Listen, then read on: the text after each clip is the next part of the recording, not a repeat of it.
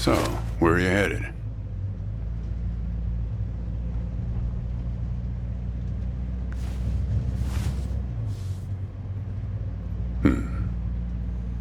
Not the talkative type, eh?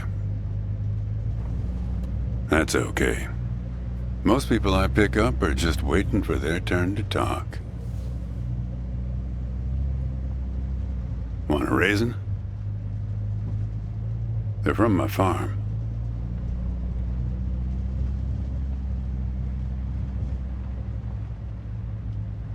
Sure. California still farms more raisins than anywhere on Earth.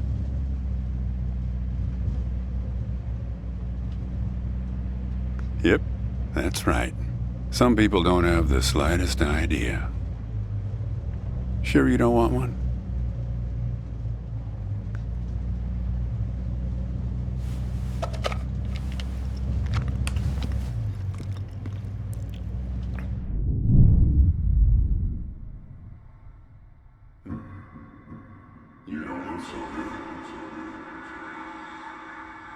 Guess those things don't agree with you yet.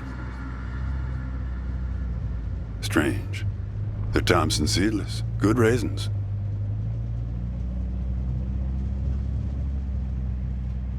You want to know the clearest evidence that reality isn't real?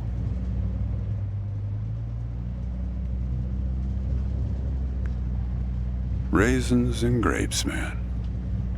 They're the same thing, but they taste disgusting when eaten together. Obvious bug in the program there, right? Memory is a slippery thing. Think about when somebody asks you about this ride later, assuming you even know where you're going, and get someplace where somebody can ask you. Hey, how'd you get here anyway? They'll ask you. Oh, I hitched. And your brain will flash back for a second when you say this. And it'll show you a frozen snapshot of yourself, sitting in this car, talking to me like we are right now. But which moment will it actually show you? Will it be this one? Or this one? Or this one? We think we remember how people really were, how our lives together really were. But when we think back to them, even the people we cared about the most, all we're doing is snatching moments out of the air. Just grabbing another raisin out of the box.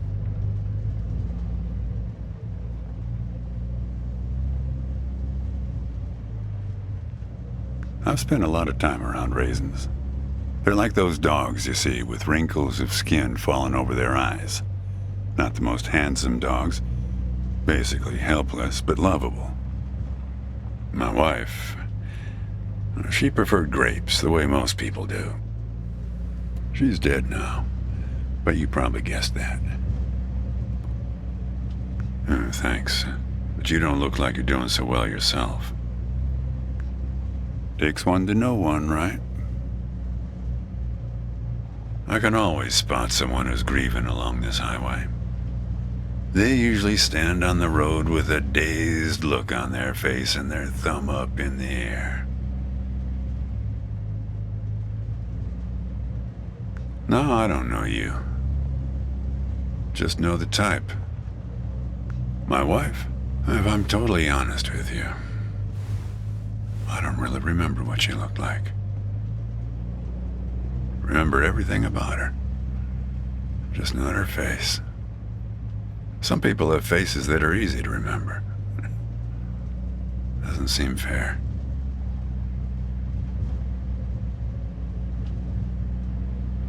Well, it's not as easy as you think. I'll give you an example. You think you're present in the moment? You've been talking to me for a few minutes now. What color are my eyes?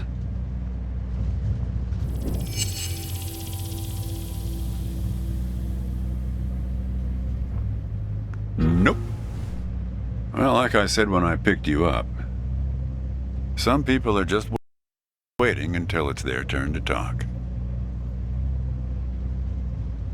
Hey, kid. Do me a favor and crack the window, would you?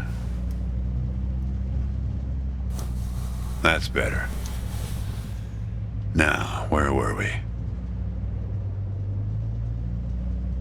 Yeah, fair number. But after a while, you start seeing the same few archetypes over and over. You got the numbnuts Kerouac fans. You got your autodidact blowhards. They'll talk your ears off. You got a lot of people from Cincinnati for some reason. You got your deadheads trying to get to some concert someplace. And then there's the water bottle person, always worrying that they're going to run out of water before they get where they're going. Still, you're the first hitcher I ever picked up who doesn't have a destination. Copernicus. Well, seems like the right name for a guy who's traveling the world without knowing where he's going. You just sit back, Copernicus, and invent a language where false statements are impossible. What? Oh, I stand corrected.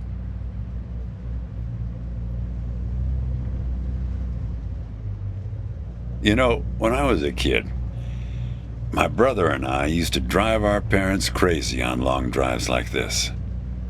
Our folks wouldn't let us listen to the radio in the car. So we used to make up these songs about food on long drives to pass the time. We had this one with about 30 verses, each about a different kind of grain. There was this one time when we passed a billboard for this new kind of bread, Balach bread. In hell they have a hell a lot of Balach bread. In hell they have a hell a lot of Balach bread. In hell they have a hell a lot of Balach bread. In hell they have a hell a lot of Balach bread. Oh yeah, that drove Mom and Dad crazy. Come on, join in. In hell they have a hell a lot of Balach bread. In hell they have a hell a lot of Balach bread. In hell they have a hell a lot of Balach bread. In hell they have a hell a lot of Balach bread.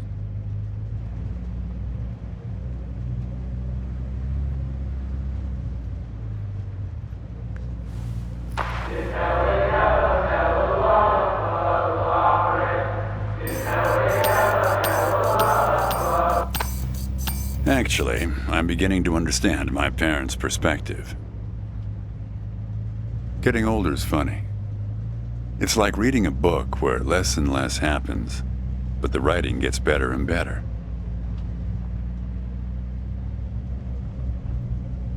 Thanks. I got it from an app. It's this app with philosophical sayings. My wife got it for me, to make me sound smarter. She had a way with words.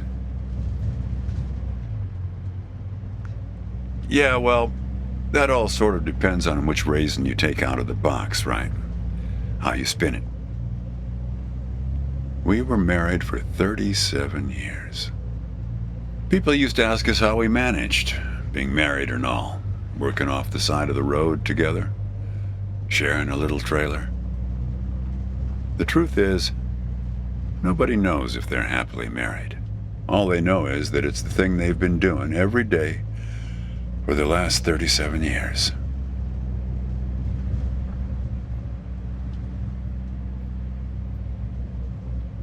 It's not that simple, Copernicus. Life has a way of chipping away at that certainty. It'd be easier if you had a number assigned to you, a number from 1 to 100, printed on both your foreheads where you could always see it. It would arrive in the mail every year, right after you file taxes. Oh, we're a 71. That couple down the street, the Rosens, they're an 82 this year. Oh, I guess they have it a bit better than us. Some way of knowing.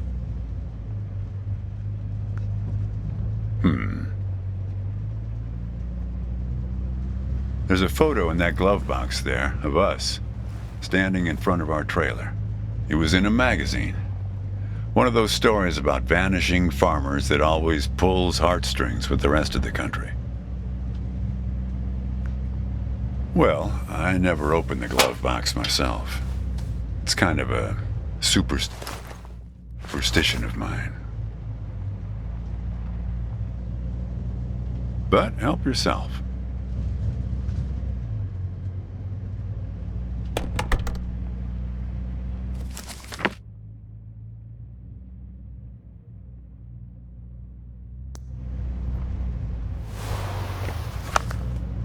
Hey, where'd you get that?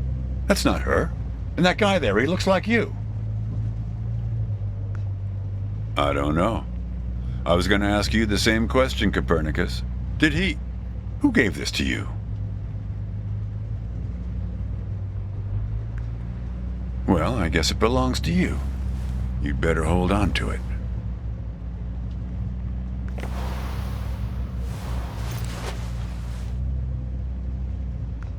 What woman? Well, oh, her. Well, hard to say.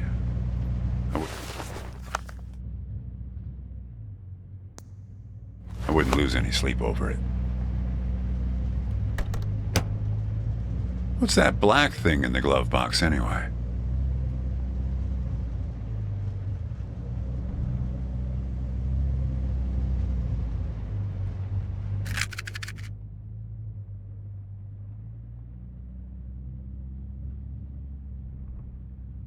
What you got there?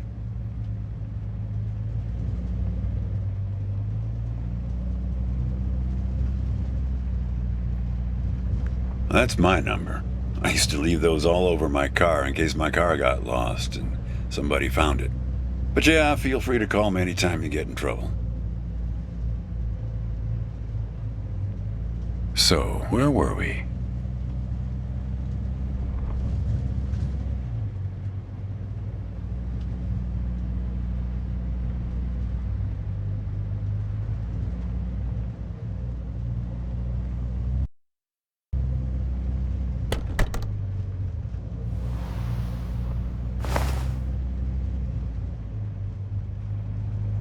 See anything interesting there? A windmill, eh? No idea.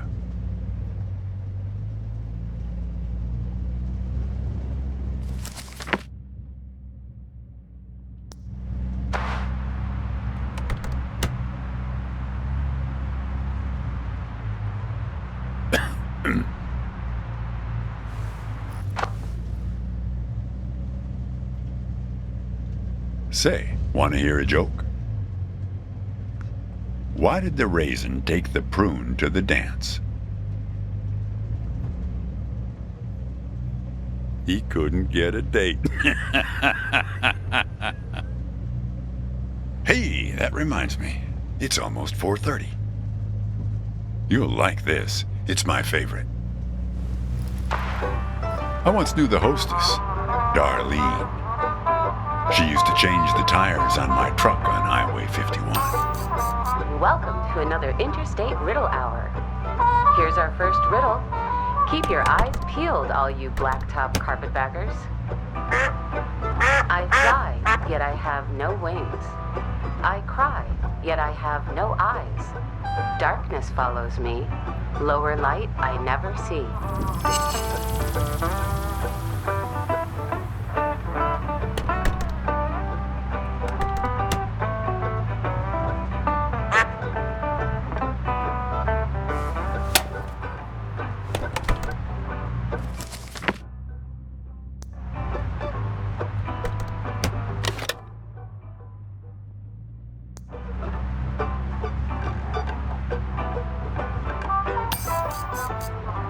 Very good.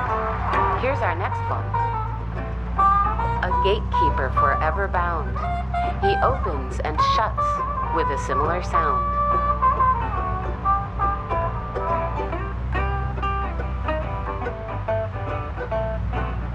Need some help? Think metal teeth that open and shut.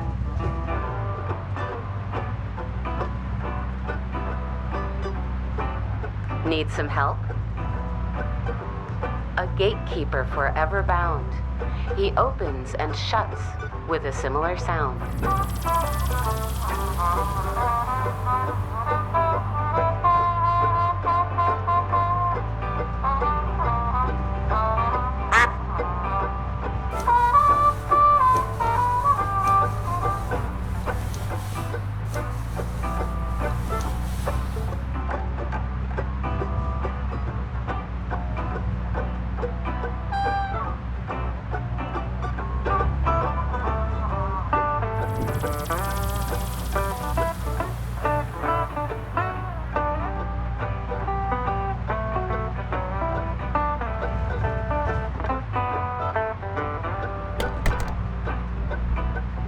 Need some help?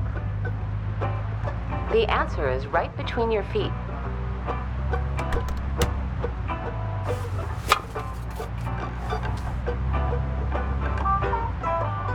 Very good. I don't know why I listen to this every day. Damn questions are rigged. I never get them. Says the guy who never knew what pressure to keep his tires at. Hey! Having fun? Want to keep going? Okay, let's go to our final riddle then. He lies without touching the ground. Oh, come on, Darlene.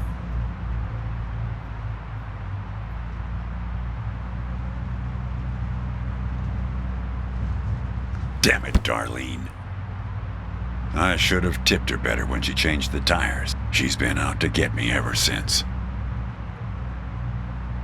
Look, she isn't being straight with you, kid. Check the photo, Copernicus. The photo in your bag. Then you'll see.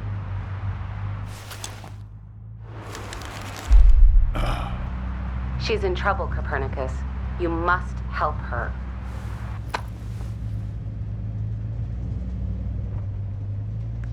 Things like that happen all the time on this highway. It's nothing to lose your scrunchie over.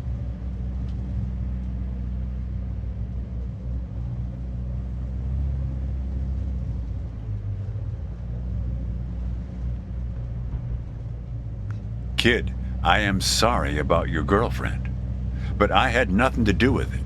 It's just the opposite. I was sent to protect you.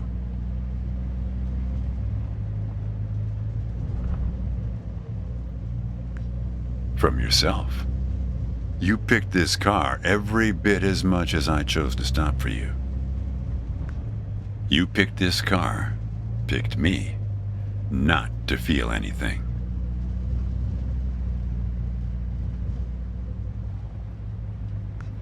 Let's not kid ourselves. You don't seem like a guy who wants to remember. Kid, just let it go. There's nothing for you down that road. Nothing but hurt. Look, I admit I lied, but only about one thing.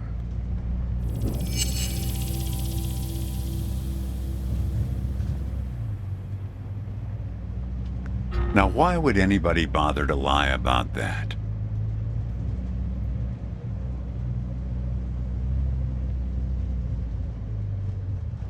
Yeah, we've met. Twice, in fact. Sure. You showed up at my trailer park taking photos. At first, I was a bit suspicious, since there were plans to kick us out and develop the trailer park into some kind of shopping center. But then it became clear that you'd been sent here by a magazine to do one of those stories about vanishing farmers that always pulls heartstrings with the rest of the country.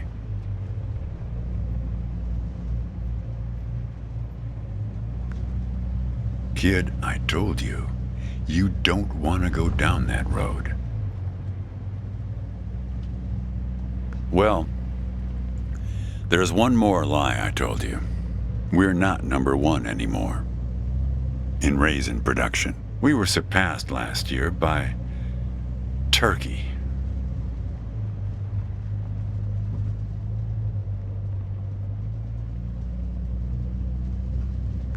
I wasn't afraid of the truth either, back then. My wife, when she got the x-rays, when she knew, she decided to spare my feelings. Didn't tell me anything. Hid the x-rays in one place I'd never suspect, because it was so obvious. Stayed closed until today, till you came along.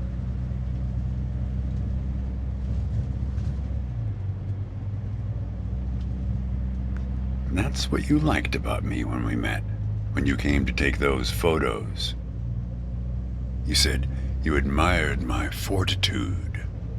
I had to look up at least one of those words in the dictionary. Turns out that you just meant my not feeling every little thing that's gone wrong with me.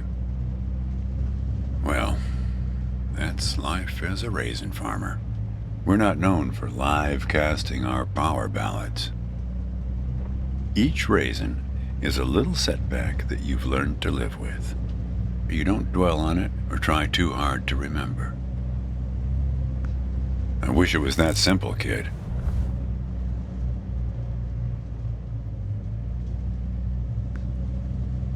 Hey, Chief. Why don't you have a look here?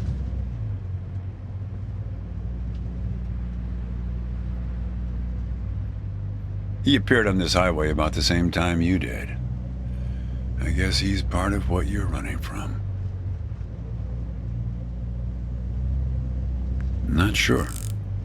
You can't see him directly. He only shows up in mirrors, windows, pictures. Well, we haven't talked yet about the second time we met. That's the thing. It's a little hard to explain. Better if I just take you there. It's just a quick detour. We'll be there in a minute. But close the window. You don't want to have it open where we're headed.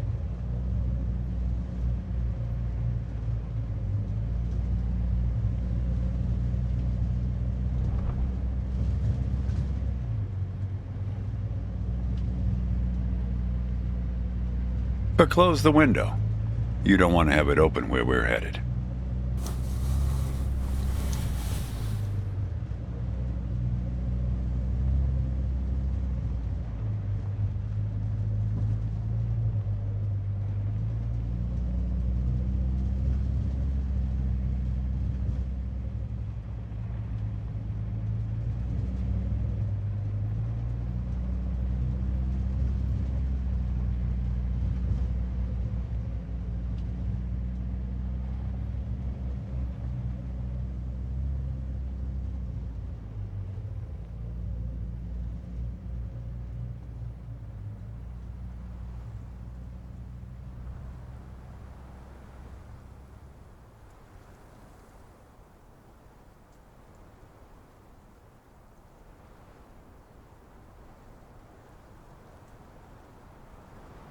A man travels along a road until he reaches a gate at the top of a hill. The road has been long and straight so far, and the going has been easy. But now the man can't go any further, so he takes a seat by the road to rest. The man waits, and after a length of time that seems neither short nor long, the gate opens, and a guard appears.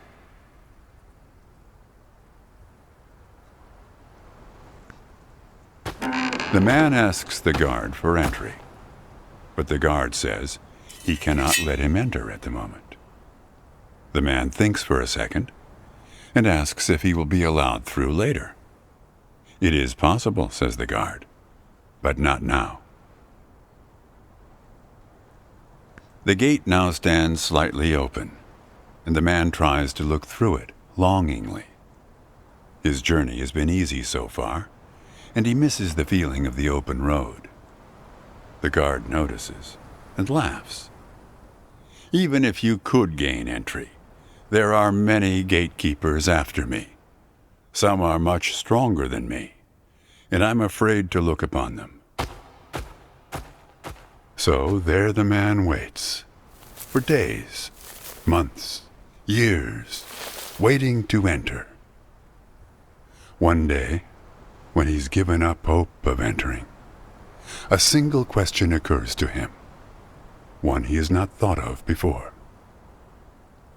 Why, he wonders aloud, are there no other travelers along this road? All these years, no one but myself has waited in front of this gate. The answer to this question comes from a voice near his shoulder.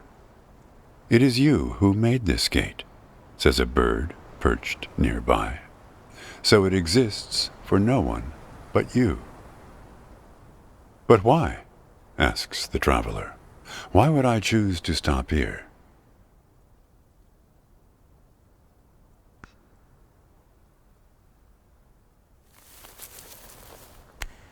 The bird answers after hungrily eating a crust of bread from the man's hand. After this point, the road becomes less straight. It splinters like the tree in which I live, splitting into dozens, hundreds of branches. The path becomes impossibly narrow and frail, and crowded with the view of other paths one could have taken. There's only one point ahead on the road where all paths converge, where all points join, where the light shines through skin and through lies. But it's never been reached by one of your kind, a traveler who walks on feet.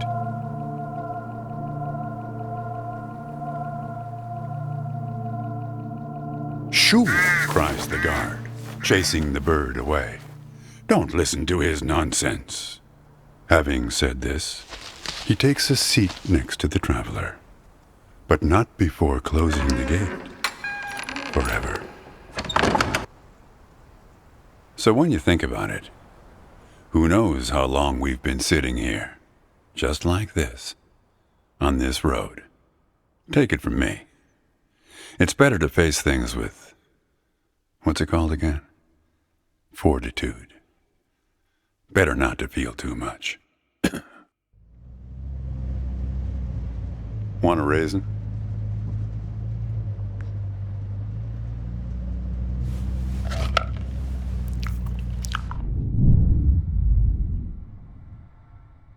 See?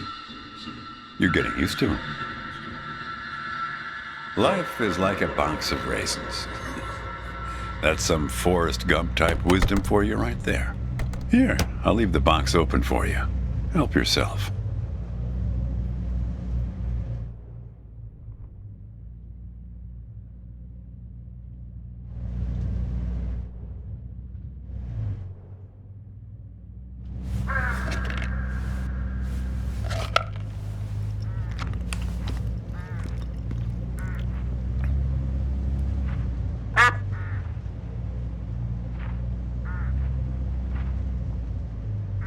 Look, hooded crows all along this road.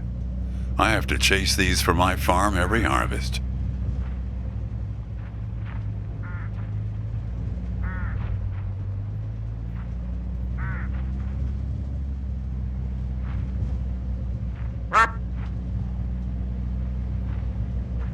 They look hungry. Didn't get much peck out of this last harvest.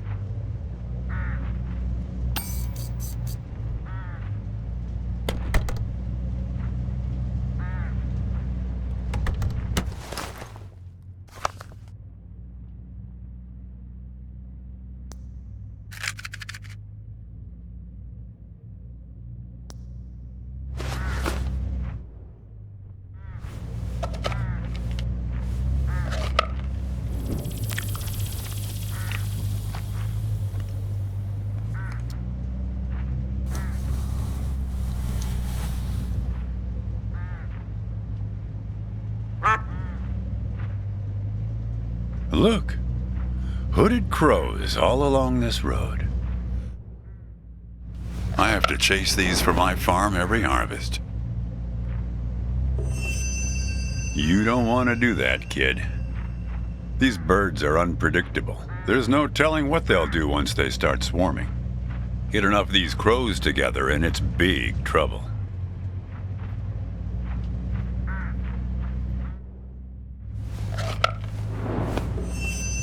You're making a mistake, kid. You don't know where they're taking you.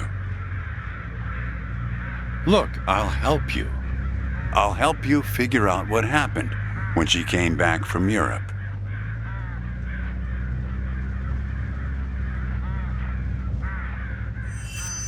Great.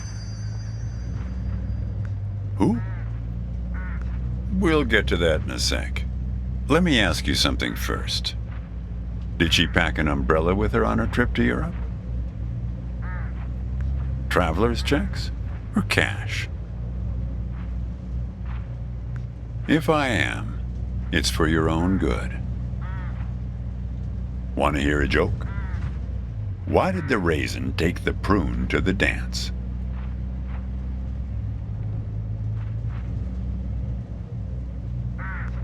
It's great though, right? Get this, he couldn't get a date.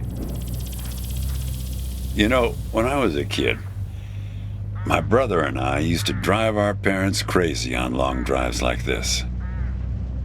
I've told you hundreds of times. You just don't remember. Well, I'll tell it again. We've got plenty of time to kill, right? Come on, you like this one. Yep. Good one, right? We're starting to see the same scenery over and over again. Have you noticed?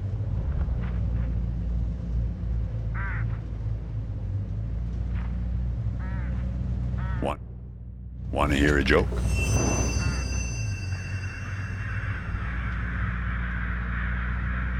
Now you've done it. They've taken control of the car. I don't know, Copernicus. Why don't you ask them?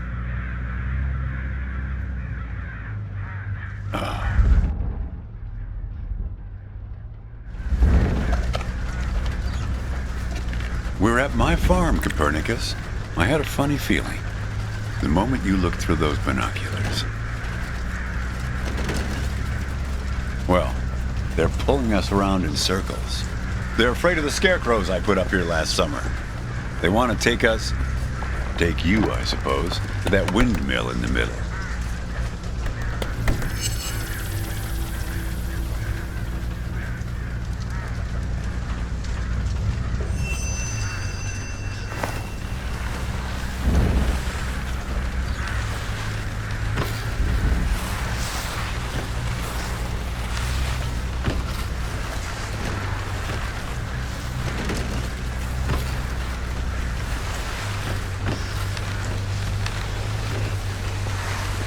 You need to rotate the scarecrows.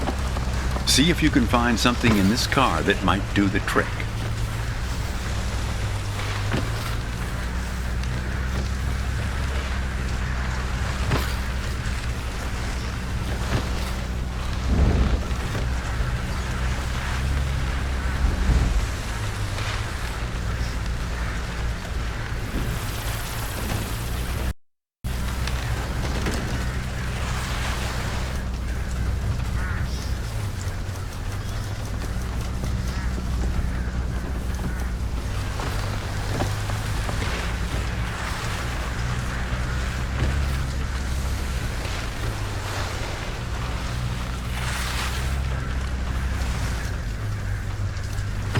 That's it, kid. Now, more of the same.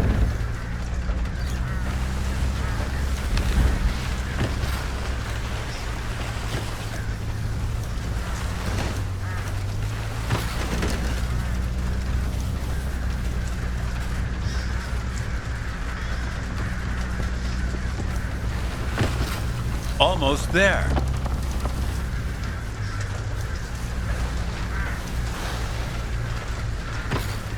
That's it, kid.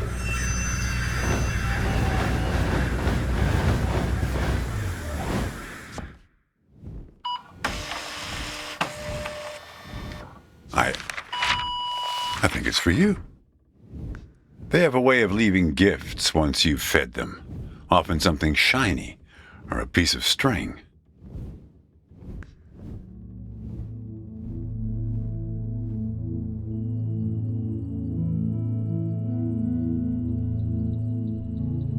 I'm going away for 2 months.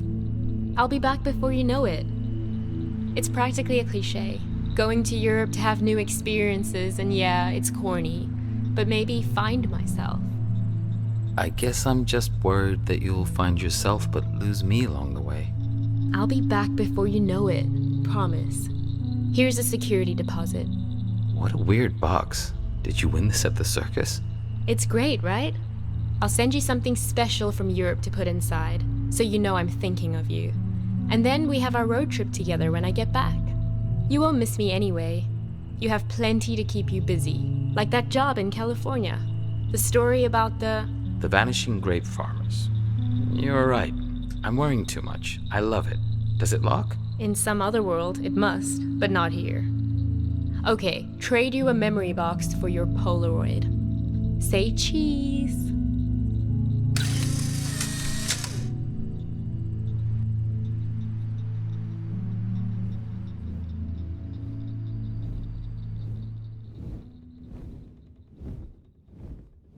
Well, now that you know how it started, it doesn't make the next step any easier, does it? Listen, I disapprove of just about every choice you've made on this trip. But I like you, kid, and I can see you've made up your mind. If you want to find your girlfriend, if you want to find out what happened, if you really want to go there, you've got to find that box.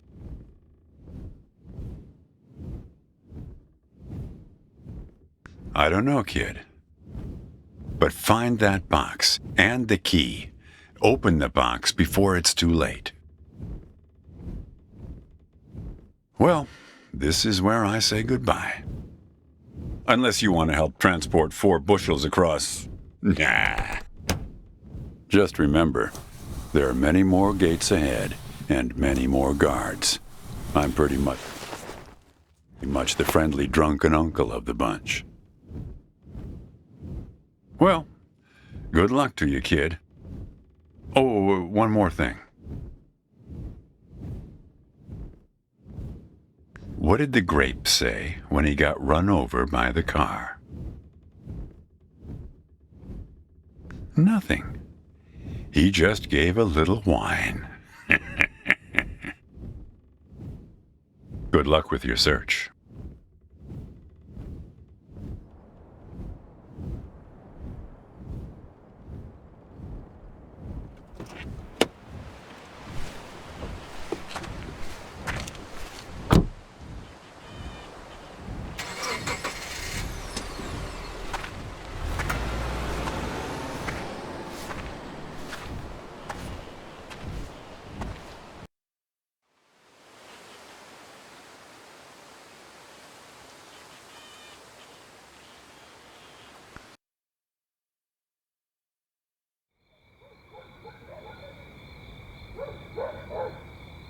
It's the second house on the right here.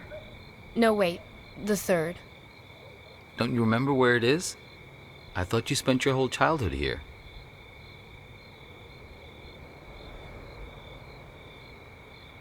Do you know what put us on top of the food chain? Do you know? And please don't say opposable thumbs. Plenty of animals have those. Possums, koalas, something called the waxy monkey leaf frog. They're nothing special. Forget about thumbs, okay? Memory is what put us here. So many of our dreams are set in the places where we used to live. We want to see them, visit them again. There should be a rule, a kind of social convention. The old apartment rule. It works like this. We can show up any place we used to live and simply explain, oh, I used to live here. There's nothing strange about it. The people who live there just throw open their doors and invite us in to have a look around. So we can go back home again. So we can be whole. Hey, are you keeping an eye out? Oh dear. I didn't mean to put you to sleep with my talking.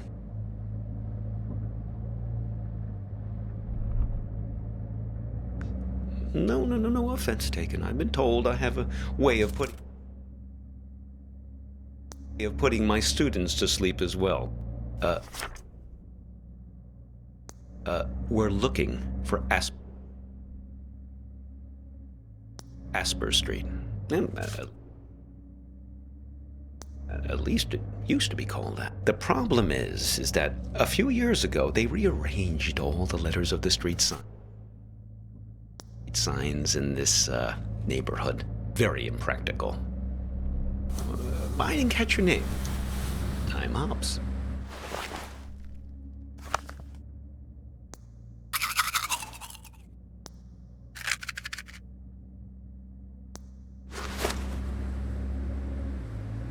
Yes, that's what everyone calls me. Everyone except my students, of course. Just a second. Let's find this Asper Street, please, before we begin our inquiries.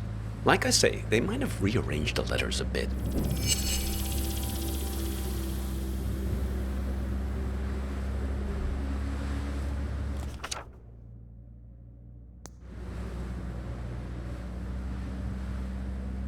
Oh, that's not it, I'm afraid. We're looking for Asper. No, not that one. Asper Street, but jumbled up.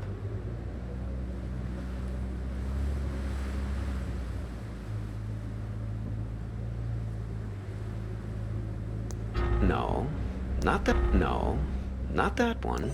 Ah, yes, that's it. Very good. So, we're on our way. Now, there was something you wanted to ask.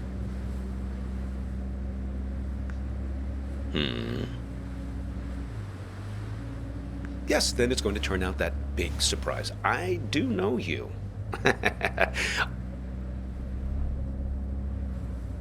A person trapped in the radio? Oh, yes. We've all met you along this highway. Now, I picked you up because I could tell you're looking for something. Something you've lost. Now, we're all looking for something on this road. I've never met anyone who wasn't. My dog. Well, she's been missing for a long time now. Hobbs, like me. Stupid idea, naming a dog after yourself.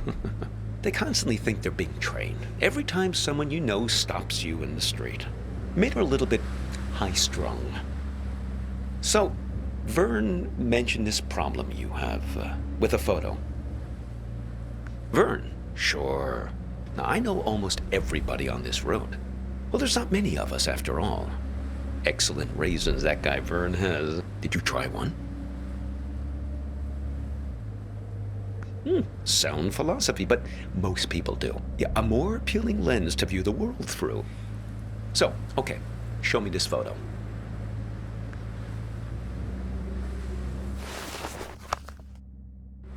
So, you're looking for her. What happened to her? Well, a singed photograph is never a good sign. I'm sorry, though. You don't remember anything? Well, I can help you with one part. You two came by my house, yes? See, that's my silo. There in the background. Yes, I got a lot of dogs. After a while, the kitchen got completely full.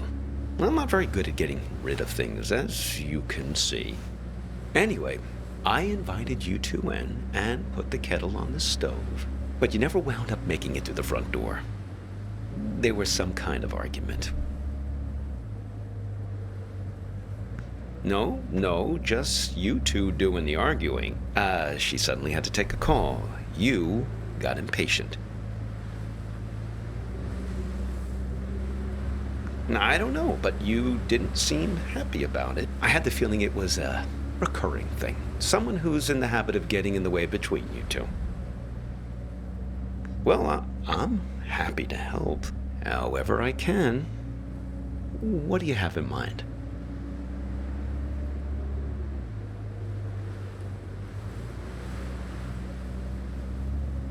If you want to know what happened to her, why don't you just ask her yourself? You haven't asked me yet where we're headed. The warehouse of lost things. Impressed? Oh, okay. It's this warehouse that contains everything you've ever lost in your life. You can find anything there, even feelings, but you only get 15 minutes to look. Yes, only 15 minutes. It really threw me the last time I was there. I got distracted by some mittens. Yeah, I had as a kid. Left them at a bus stop sometime in the mid-60s. After that, my parents bought those things that clip your mittens to your coat so it wouldn't happen again. Well, why not? Shamanic tribes of the Amazon believe that in order to heal, you have to journey into the other world, find the thing you've lost among the spirits, and bring it back. Now, and to think about all the things we misplace. Atlantis, huh? And we lost an entire city once. Why shouldn't we get a second chance just to go back and retrieve some of the things we've left behind? I suppose. Well, I've never looked for people. It definitely works for pets, though. I found several of my dogs there when they've run away from time to time. Stick with me, you'll see. Just keep your eyes peeled. Now, if I remember correctly, it's only about another 20 minutes from here.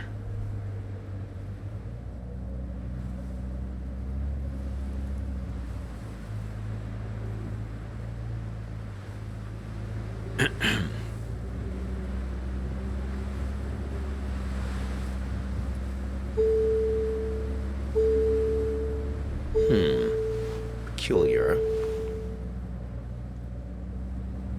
It's nothing. Just wondering about this green light. Are you one of these people who's good with cars?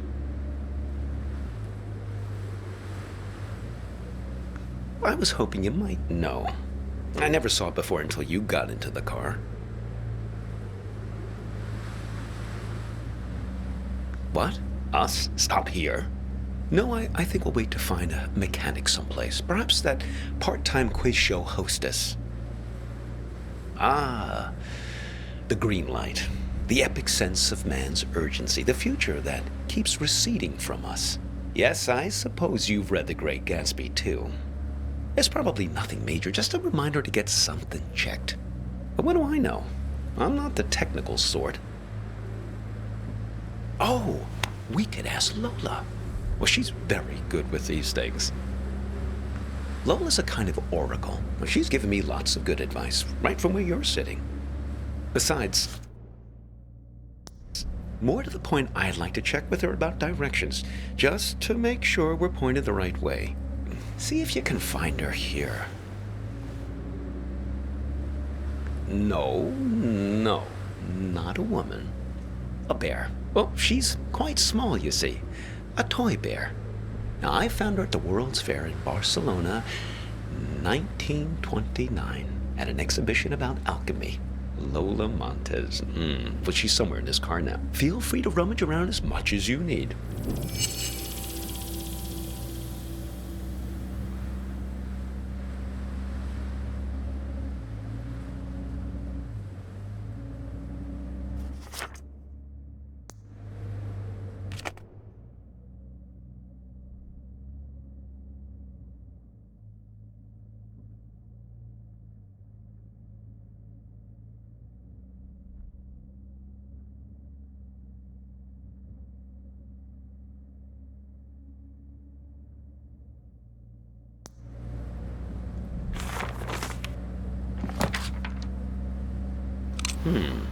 What have you got there?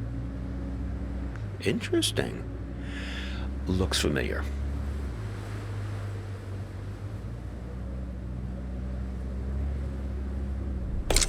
There she is. Ah, Lola. Put her on the glove box lid, my boy. That's where she likes to speak.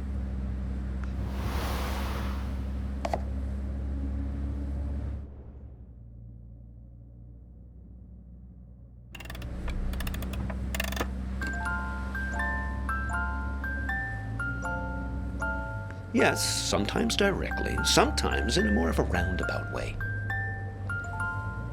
Lola, dearest, now I'm here with this young fellow here, and well, the warehouse. Now, it's left up here on Concord Avenue, right? She's not ready to talk yet.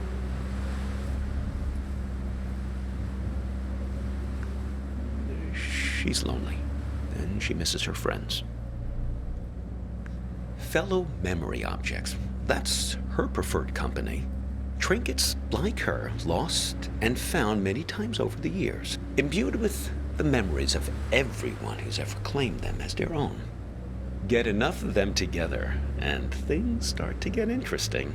The present moment peels back like wallpaper to reveal the past behind it and the future ahead. Her and her friends, yes. She's very good. She even remembers my dogs' names. About 9 months. Well, no, I couldn't look for her these last months. I got a bit detained. Yes, it all started when I was buying some tube socks. I was on the escalator, trying to leave the mall. Do you ever have that thing where you buy something and you know it's the right thing, but you start worrying about it just as you're leaving? I was staring at the socks, wondering if they were the right length. Now, I knew they were, but I must have not been paying attention, because suddenly I slipped down that crack at the end of the escalator, right where you're supposed to step off. Yes, exactly the thing kids are always worrying about, getting sucked down the escalator. Well, first quite quickly, and then very slowly. Before you know it, you're banging around in this chute, and then you land at the bowling green. That's what they call the entrance. That's a little area with some onboarding materials and that fake grass carpeting, so the landing isn't so rough. It's the most fantastic place. Under the escalator, just vast. Like falling out of bed and landing on the moon.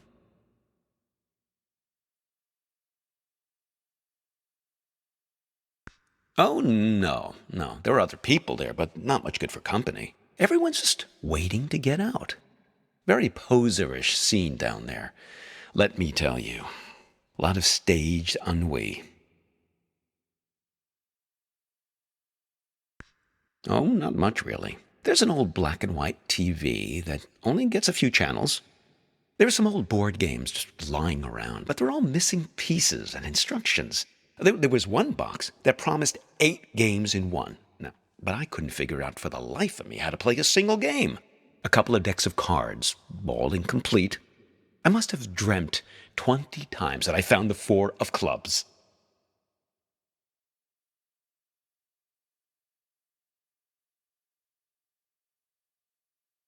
Pretty much the only thing that passes for excitement there is when somebody new drops in. Pretty quickly, you learn to tell the difference between the real people and the mannequins they drop down the chute.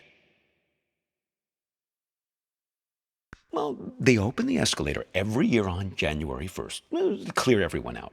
They used to do it more often, but then, well, budget cuts. I fell in the beginning of April, one of the last cold weekends of the year. Really tough thing to get your head around, being trapped in there almost a whole calendar year.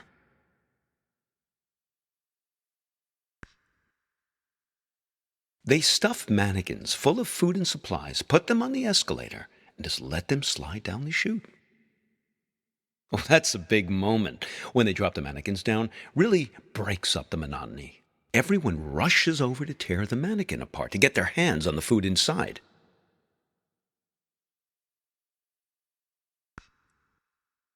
Oh, indeed. But I guess it's the easiest way to get the food to slip down the crack. Now, one time, a real guy fell down the shaft and was mistaken for a mannequin.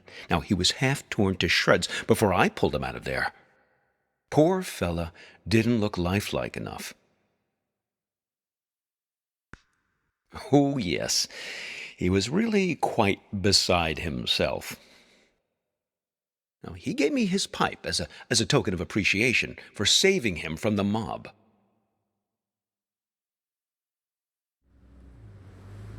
Well, I still keep it in my pocket.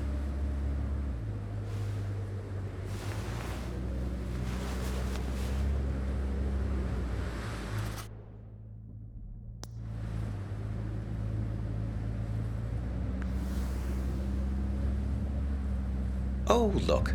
Let's give it to her, please.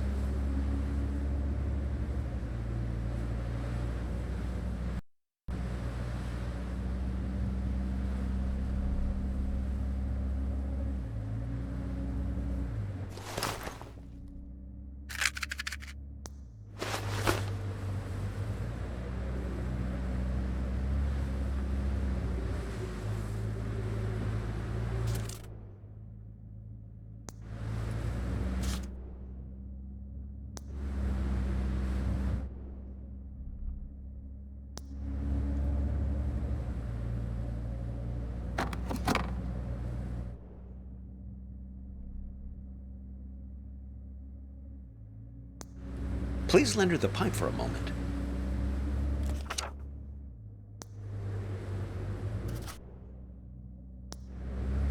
Let's see if she's feeling more sociable. Lola, dear, are you feeling more chatty now? She says her tea party is still missing 2 guests. You see, we just need to find 2 more of her friends.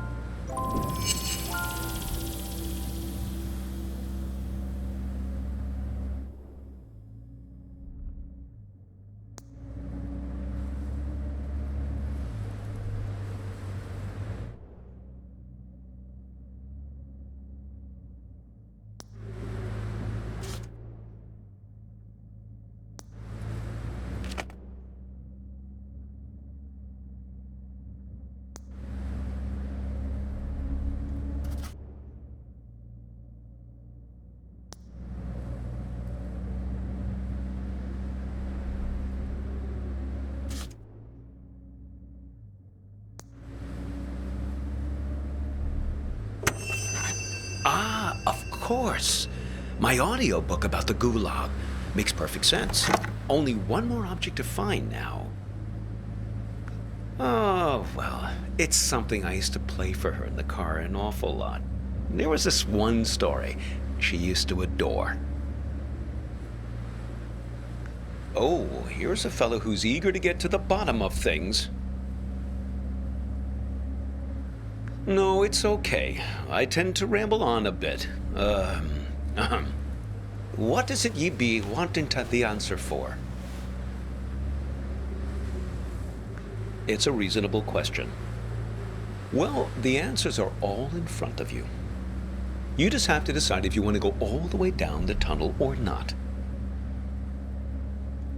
You sure? You don't look quite like a fellow who wants to know the truth.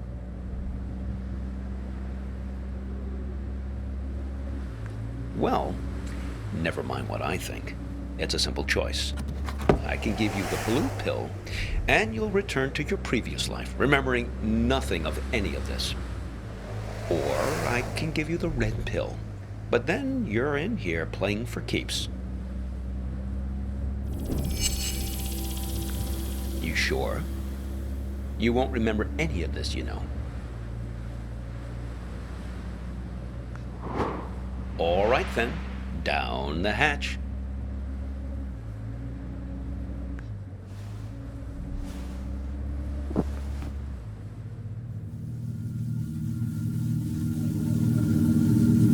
The only thing that gets better is that by the end of the year, the new people who fall through the escalator won't get so grouchy about it.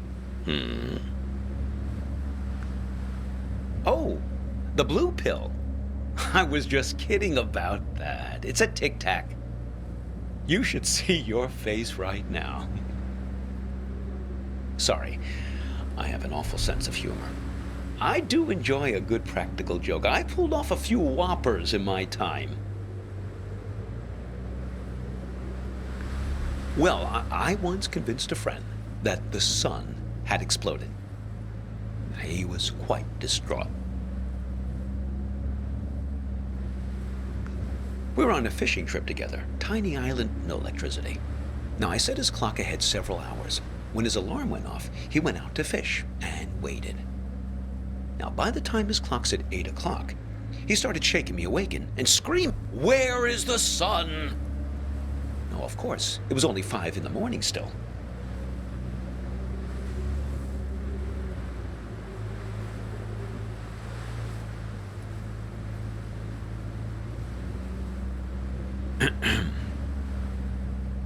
Listen, can I ask you an honest question? Okay, here it goes. This girlfriend of yours, why is it so important for you to find her? I mean, okay, the burnt photo, damsel in distress, etc., etc. I get it.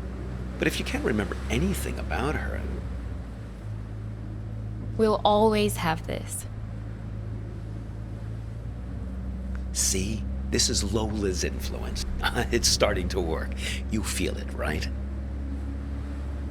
All you have to do is find your way back to me.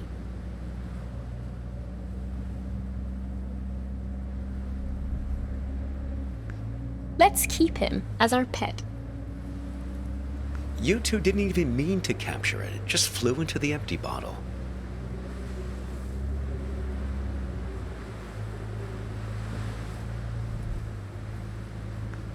Yeah, so you think maybe the goal of this whole ride is to return to that moment of innocence and recapture the magic of that moment? Well, for your sake, I hope so. I think you know. You're like me. The past is the only place left for us. When we were young, we thought the past could only tie us down.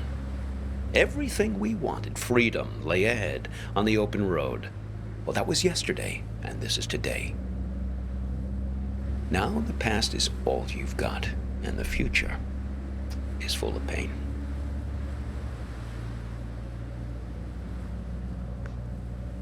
Well, when we get to the warehouse, remember to keep an eye out for a firefly in a glass bottle. It shouldn't be hard to spot. They tend to keep that place pretty dimly lit.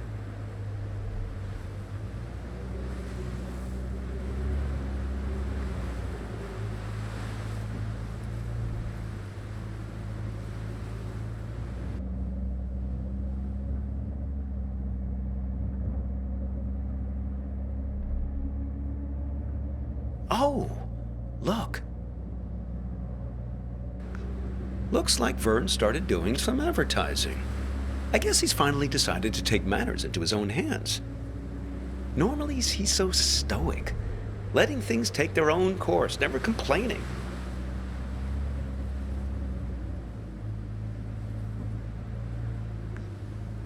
Well, he was just trying to help you.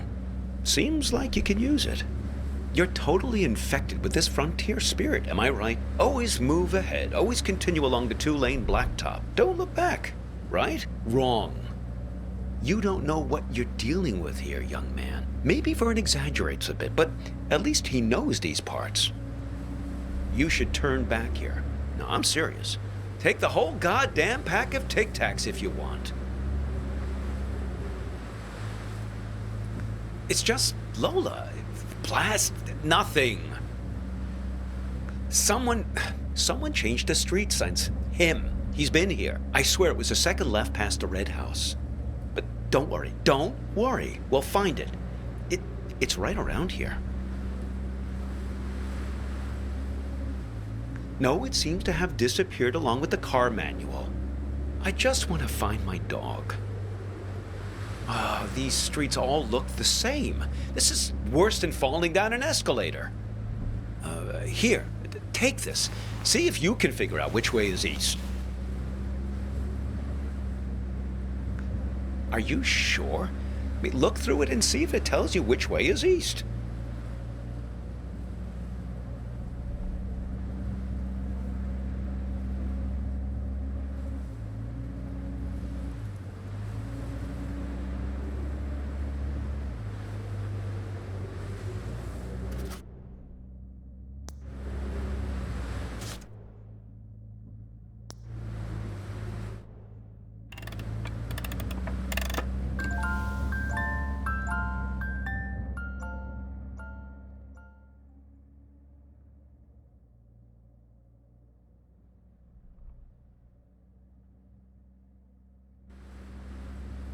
No luck, huh? Well, maybe it does something useful. Oh! Listen! She's starting to talk. Hopefully we can get out of this maze now and head on our way. Lola, dear, this young man and I, we're looking for... She's saying something. Something about you. A car crash? No. He's fine. Well, just look at him. She thinks you've caused some kind of accident. I can vouch for this young man, Lola. Well, he's been with me almost the entire afternoon. She says she knows who you are and that she wants to help you. She's gathered these memory objects for a purpose, for you to put together, to bring you earthly knowledge, she says.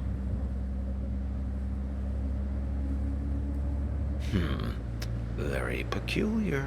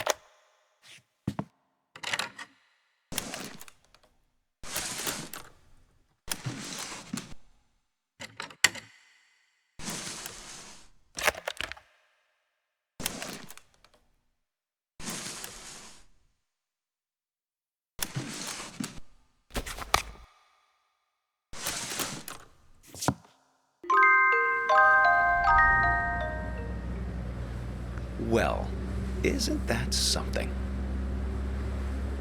It's alchemy, my boy. Art.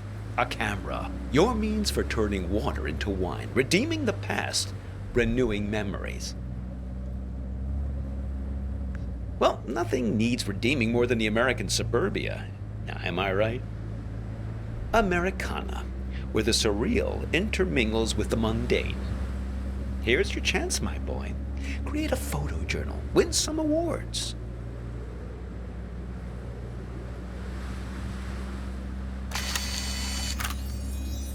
Firefly, sent directly from your memory, I suppose, to guide you. Oh, hello there, Lampyridae.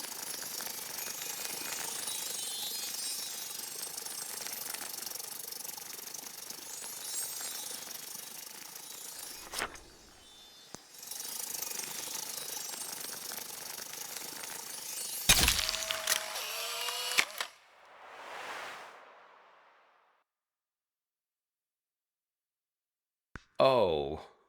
Ho, those sideburns. Don't let my students get a hold of that. I think they're not done yet. They want you to take more photos.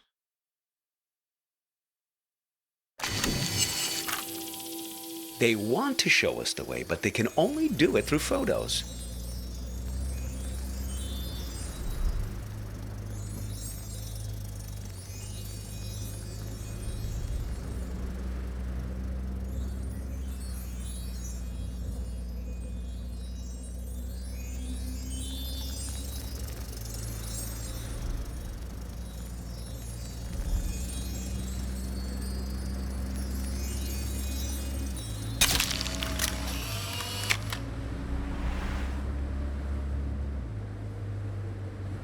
Gee, I didn't notice him standing back there. Should we go back and pick him up?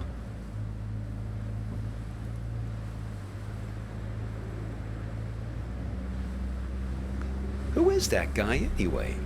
You don't sound very glad to see him. I think they're not done yet. They want you to take more photos.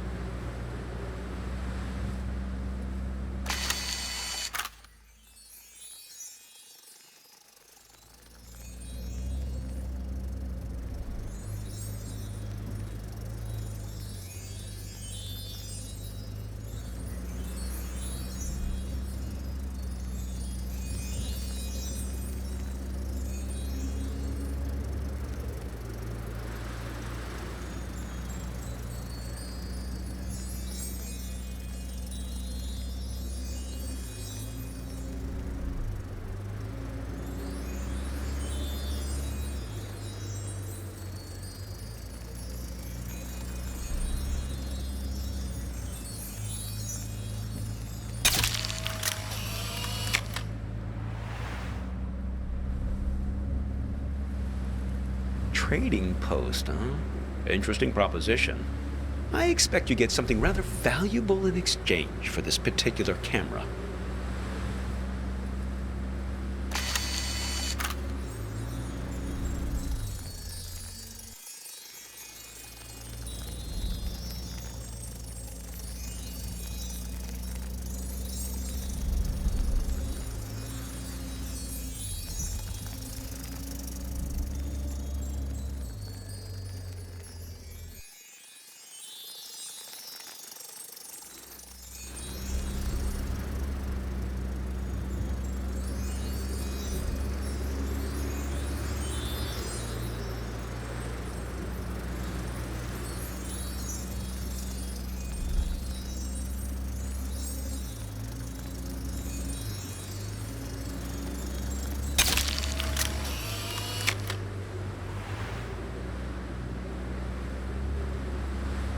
What?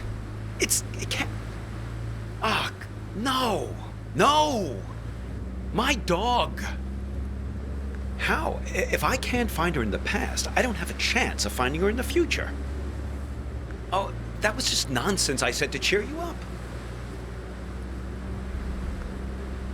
I just want to find my dog.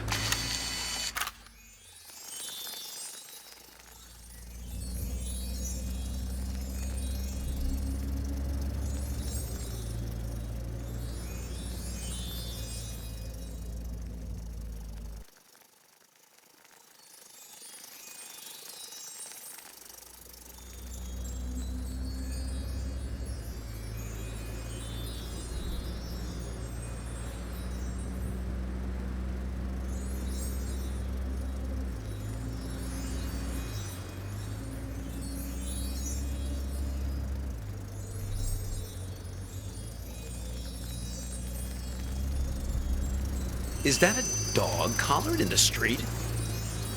I suppose, but what's happened to her? She's invisible. She's lost in time since the warehouse closed its doors. That's it. Capture her with that camera of yours.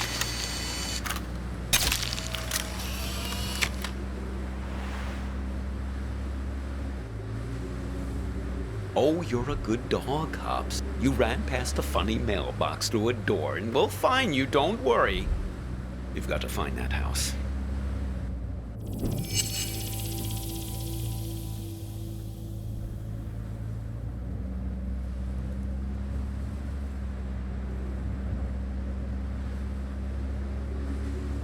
That's the one. Hang on.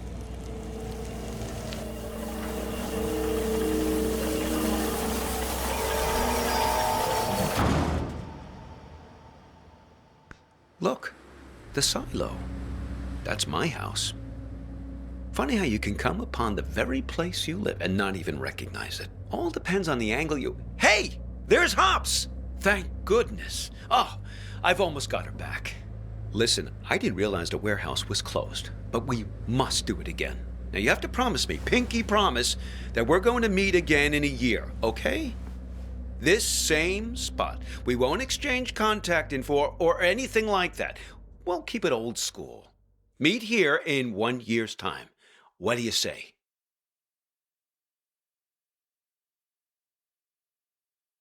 Wise plan, young man. People like to say that you can't live in the past. Well, look at me. I'm living proof to the contrary.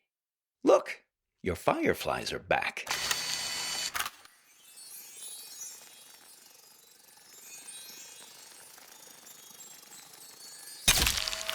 Seems like they're waiting to give you one last memory.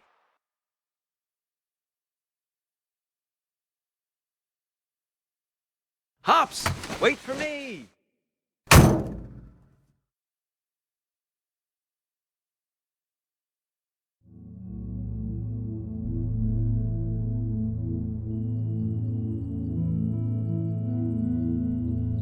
I just think it would be fun to ring the bell. I lived here my entire childhood. I feel like I have the right. Sure, but we better make it quick. Lots of driving to do still. Hello. What can I do for you two? This is gonna sound funny, but Not at all. Come right in. Oh, sorry. I've got to take this.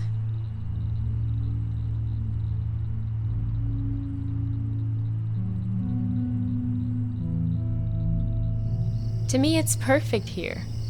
I don't understand what's so great about our life in Seattle. Don't you ever think about making a change? Sure, but this isn't the kind of change I had in mind. I get it. You grew up here, so it's your baseline of normal. But this just isn't my idea of an adventure. Adventure. It's real here. It's a good place to grow up, to have children. At least it was for me. I can always find myself here. Same stars, same fence, same mailbox.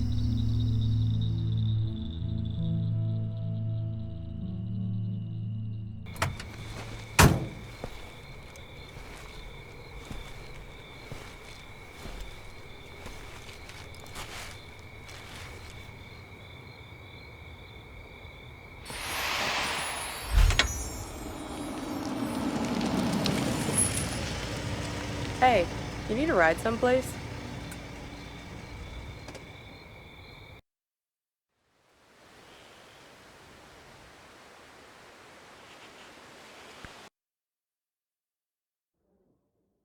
Listen, I'm not your girlfriend.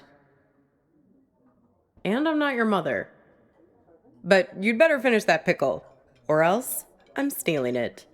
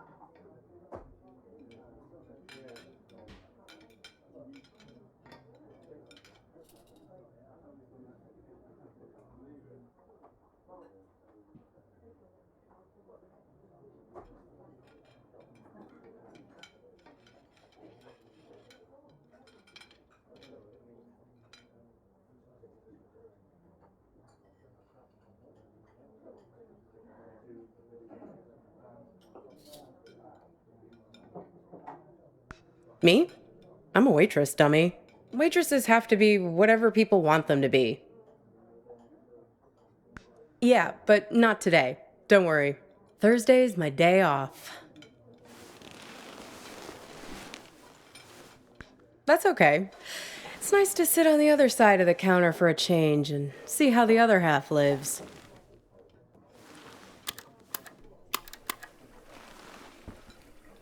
This music, isn't it dreamy?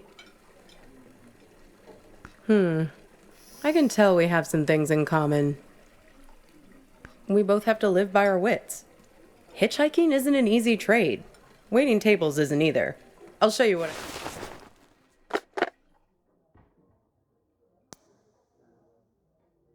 I mean.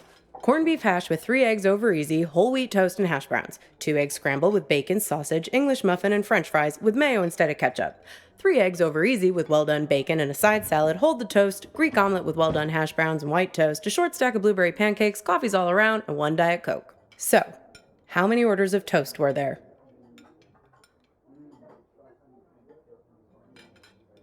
Okay, here it is. Corned beef hash with 3 eggs over easy, whole wheat toast and hash browns. 2 eggs scrambled with bacon, sausage, English muffin, and french fries with mayo instead of ketchup.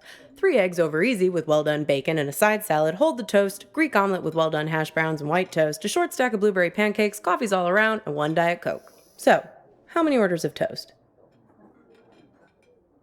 Nope, 2. 3 if you count the English muffin. I figure there's an art to hitching a ride. You have to be able to read people very quickly. Waiting tables is no different. You get to know what people want before they know what they want. It's a sixth sense. When I picked you up, with you it was easy. Your mind is an open book. Seeing you wandering through that street in the suburbs, clutching that strange blue box like a talisman.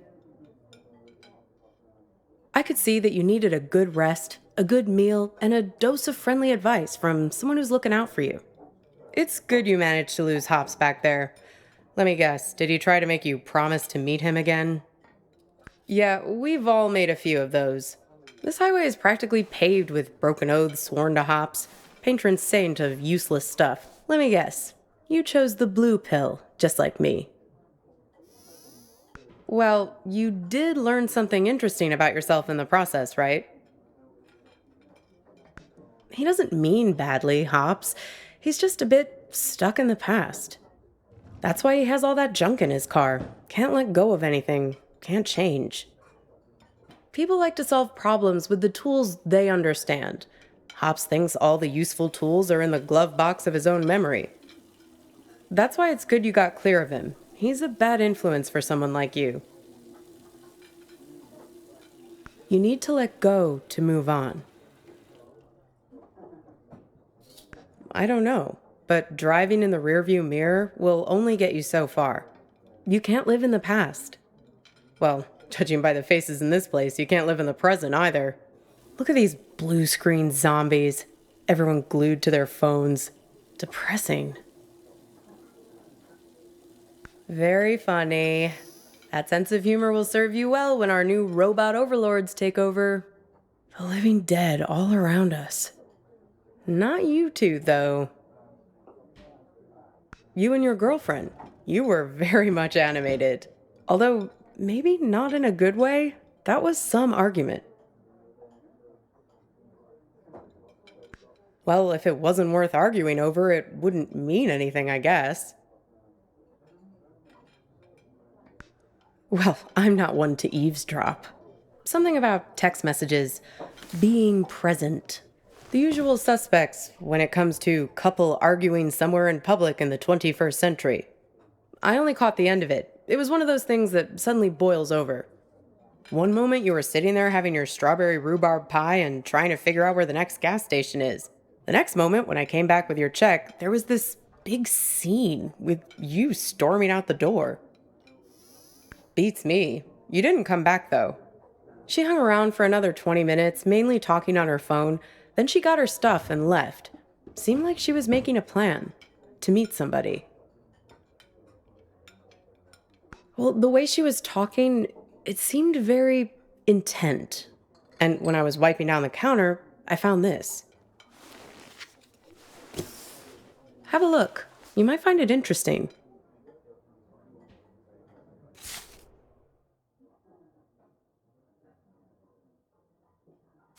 Weird, right? Gets weirder, though. Check out the back.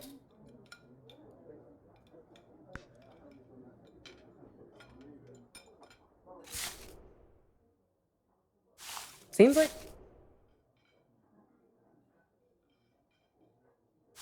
some kind of rendezvous.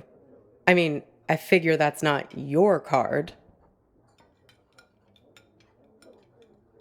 I know, right? No idea. I mean, you don't even drive. Sorry, Copernicus. I've helped you all I can this time. Sure, I can drop you off there once we get out of here.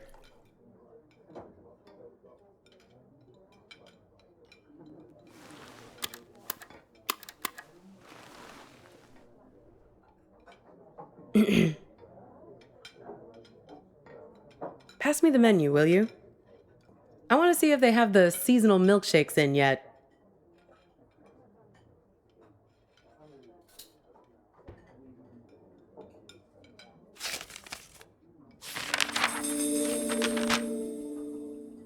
Aw.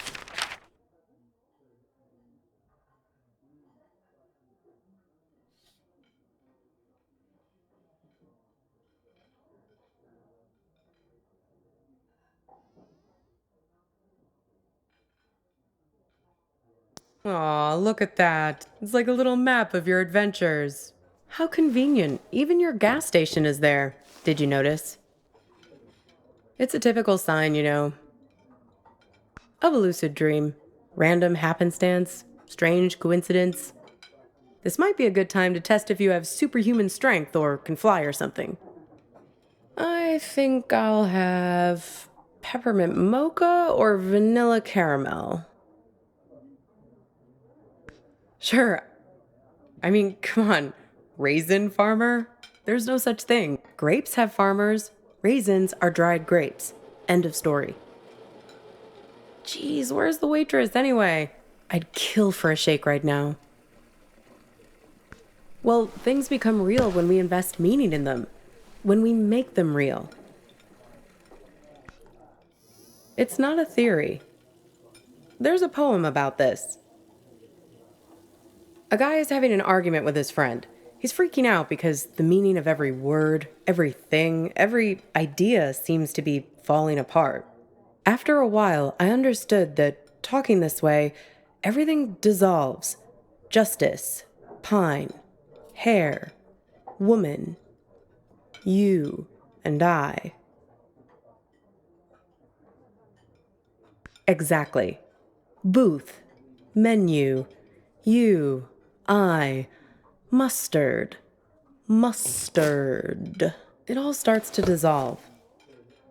It's my day off reading.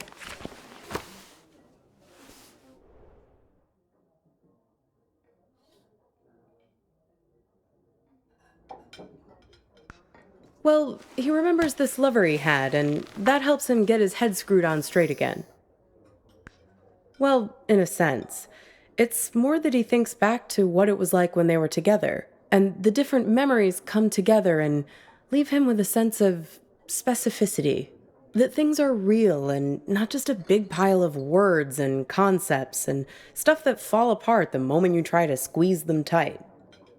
He thinks back to when he was a boy and remembers this river where he would try to catch the little orange silverfish called pumpkin seed. That's nice, right? It feels good to say. Pumpkin seed. Makes things feel more real. Look at me.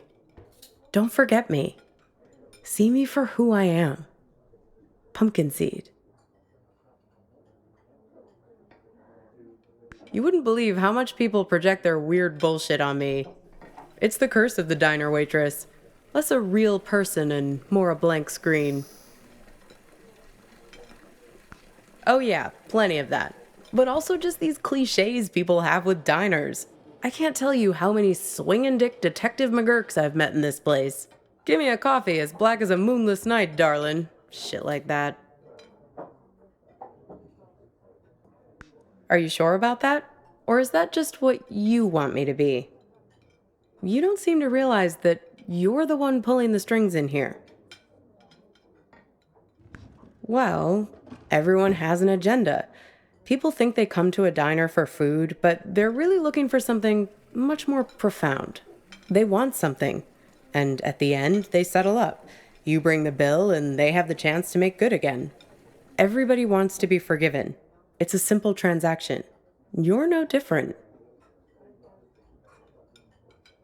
Only when you're as good at it as I am. In this job, you work as a professional shapeshifter. After a while, you can't even recognize yourself in the mirror anymore. You start to realize that nobody is what they seem. Not you, especially not them. This whole modern problem of people not really being present, it's everywhere. And technology only makes it worse. Once the robot doubles started showing up, that was the tipping point. Robot doubles. The first models were so expensive, only Silicon Valley types could afford them, like electric cars. But pretty soon it got to the point where basically anybody could afford a robot double of themselves. You could pick one up at Walmart, one aisle over from the toilet paper and the firearms. Even the company that produces my cheap-ass phone started them. They claimed they were on a mission to disrupt the human space. I hate that word, disrupt.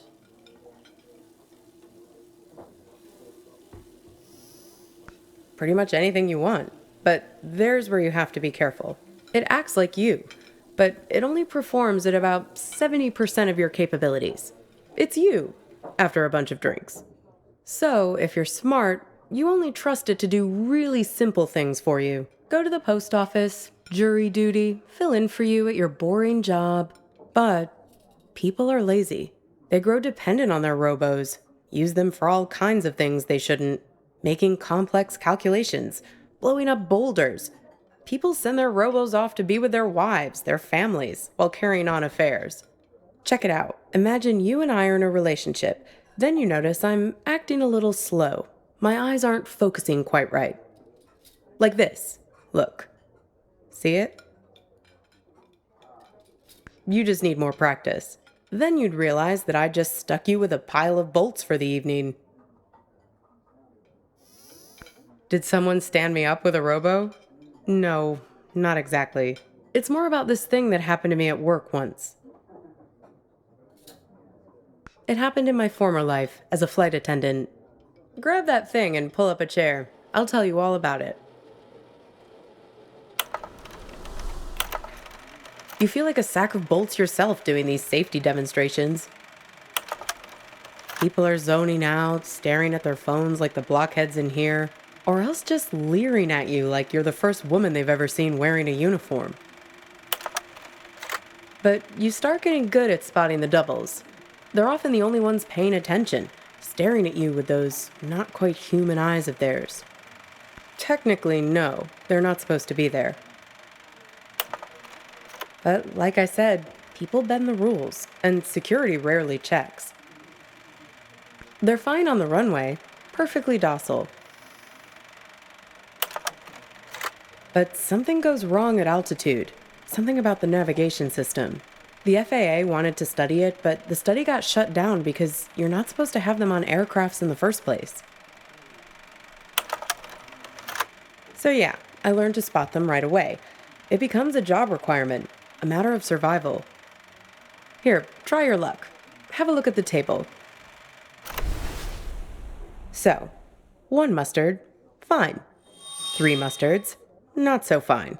The one on the left is the real one. See if you can track it. Keep your eyes on the prize. 10 will get you 30. Uh-oh, you just accused Mr. Corporate Entitlement of being a robot. Unfortunately, it's really him. That's going to cost you 1 complimentary business class upgrade. Want to play again?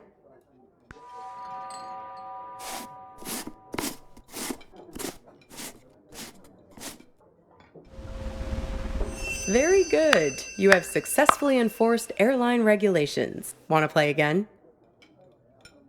So, where was I? Pick that up again, and I'll show you what happened next.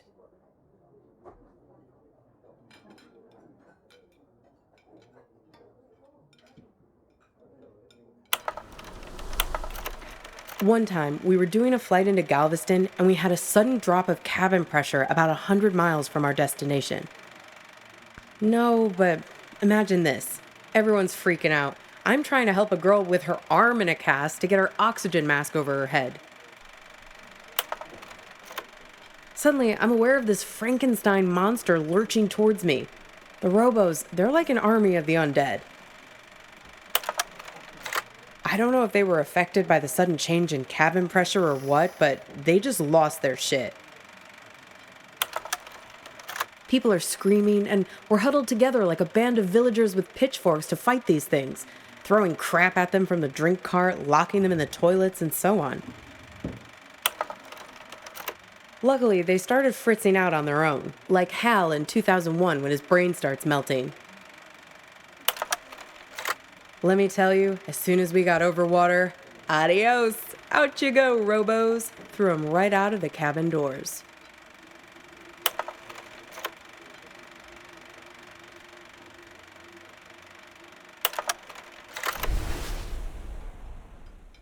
Throwing the robos off the plane? No, you're right. That didn't actually happen. You can't just open the hatch door like that. But it's a nice image, right? I like to think of it sometimes when I'm lying in bed trying to sleep. Kinda. You need practice to be able to spot them. They're everywhere these days. I can see one in this diner right now, in fact. Can you find it?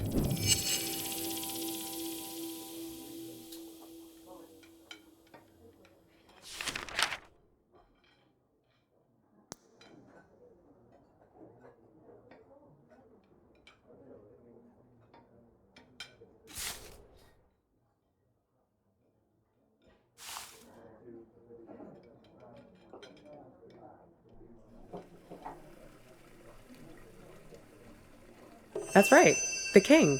Can you believe it? God, I miss the king. They say that it was the first robot double prototype ever made. He actually sent it off to act in some of those cheeseball movie roles he had. That's why they were so bad. Am I? Says the guy who called his own girlfriend a robot. I seem to recall you standing right there, complaining, it's like eating lunch with an automaton. You really don't remember anything? What you were fighting about? What happened next?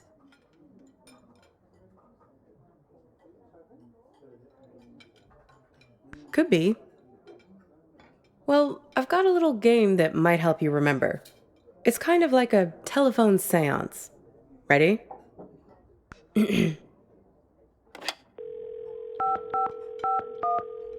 Hello? Is that you? This is your girlfriend. Yes, it's me. I'm calling from beyond the grave.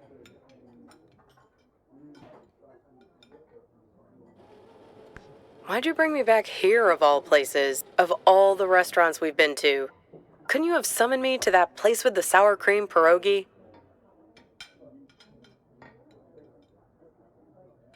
See, I told you this is a good game. Okay, so, I'm your girlfriend. Somehow, I'm not with you now, and you don't know why. Except, I am with you right now. That pretty much sum it up?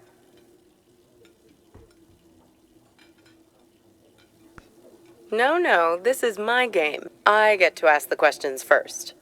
What's with this gas station you're trying to get to? What are you hoping to find there? We need to get gas in a sec. Hey, stop it! It's like we spend 1 year falling in love and the next 4 breaking up, right? What took so long? Were you just afraid of being alone? Or maybe you didn't want to be the guilty one, the one who blows things up and hurts me. Were you waiting for permission from me to end it? Waiting for me to give you... Exactly. Waiting for an excuse. What?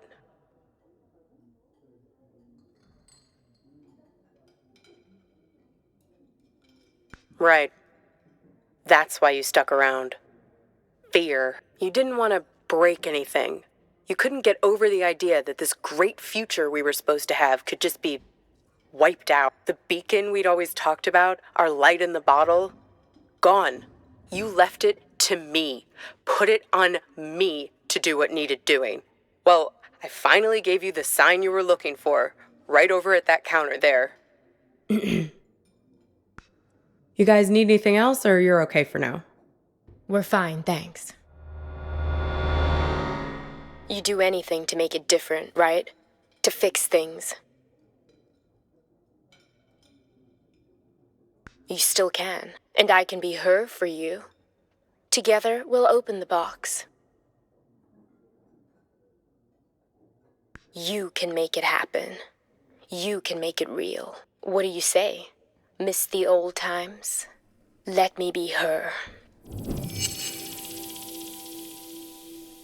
Good. Now it's your turn. You can ask me one question, whatever you want. The man on the phone. Yes, the one I was texting when we were eating lunch. The man with many eyes. Yes, he has 10 eyes, like this. No, he wears them around his wrist, like a bracelet. Even while he sleeps, a few of them keep watch, their eyes open. He also wears an orange vest. Find the man with many eyes, and his friend, the man with mirror eyes. They're the ones who did this to me. Close your eyes. Hey, where'd you go? It's like you went somewhere else there, having some irresistible dream. Good for you. You don't have to wake up, but we do need to pay the bill.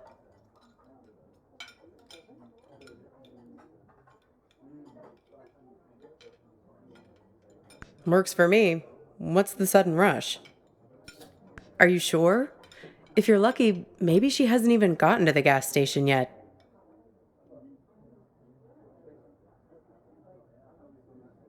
Well, the card has Thursday 4 p.m. written on it, right? That was 2 days ago. And need I remind you that today is... Yeah. If we leave now, we can beat her there by nearly an hour and find out who's waiting for her. Well, that's easy. If I'm made up to look like her, he'll give himself away as soon as we arrive. I have a few wigs in the car. Like I told you, I'm an expert shapeshifter. Come on. Time to be forgiven. And time to hit the road. Time to pay the check so we can get out of here.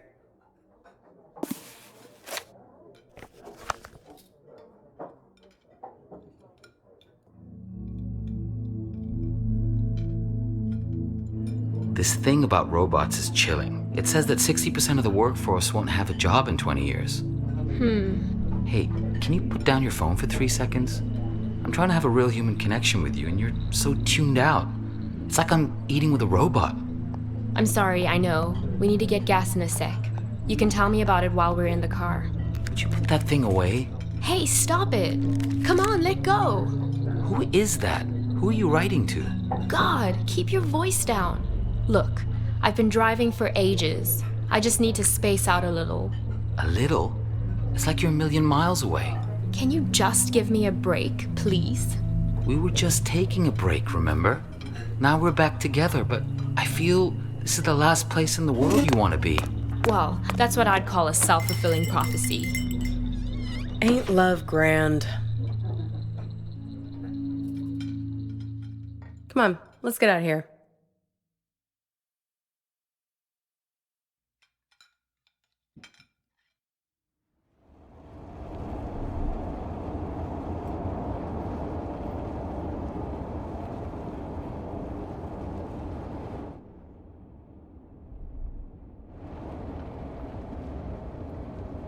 How do I look?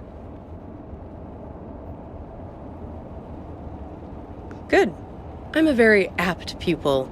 A very apt pupil. Here, take my phone. Call for help the moment something looks fishy.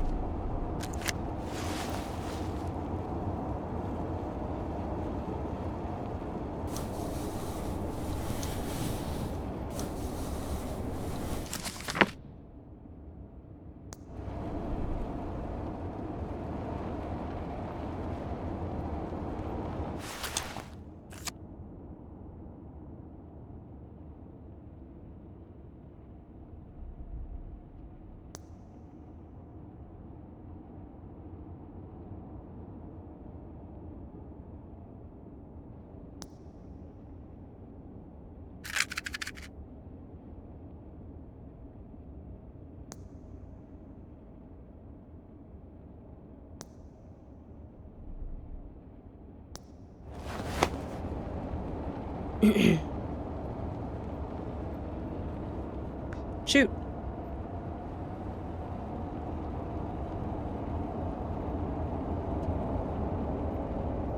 Right. I did, yes. Right, it was her. Yes, and? Listen, there's something at the end of this road that you don't want to find. You do, and you don't. If you only wanted to find it, there wouldn't be all this conflict. Drivers lying to you, drugging you with raisins, all the little glitches, things that don't make sense, the static. It's hardly been a smooth ride, has it? I'm just saying, there are two sides to every story, right?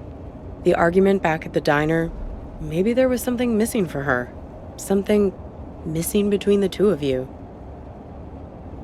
Have you stopped to think for a moment about why you keep finding these photographs? Why they are so important to you?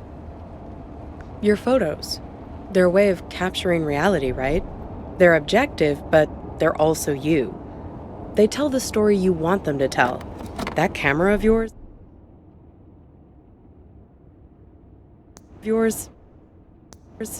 It's a weapon. Take a photo of me, and in the photo, I'll never change. I'll never grow away from you. So, what did you learn back there from your photo? Oh? Oh, you have my phone. Why don't you call it then? And you think he's also this man with all the eyes? Hey, you said he has 10 of them, right? Have another look at that card. 10 little eyes. See him?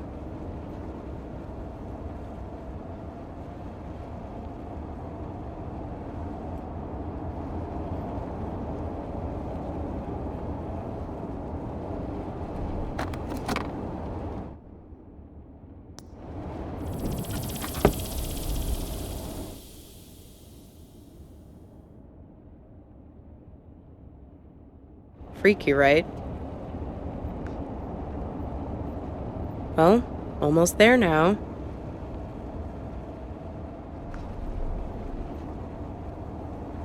Sorry, I don't think your next ride is going to be so comfortable. No free refills and pickles with your fries. Sorry, Copernicus. I might have used you a little like you used me. Let's just say, I'm not your girlfriend, and you're not my knight in shining armor. It's nothing personal, just a simple transaction motivated by self-interest. Nothing different than what you chose back at the diner. Maybe when you chose me to be her, ring a bell? There's a price to be paid for everything on this highway. The bill always comes sooner or later.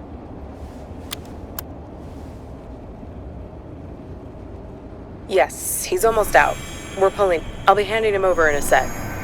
Hang on. There's a third car now. A Volvo. It's pulling up. What's that doing here? What the hell? Watch it, buddy.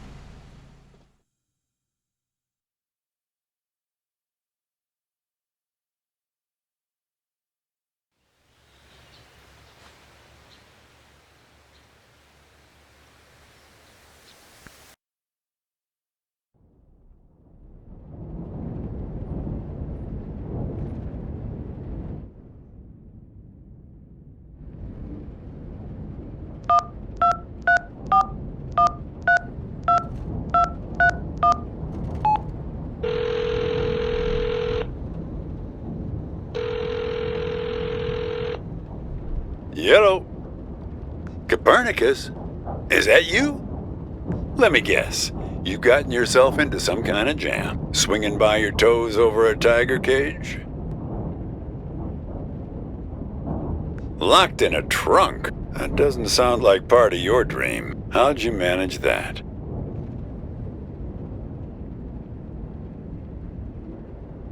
Leah?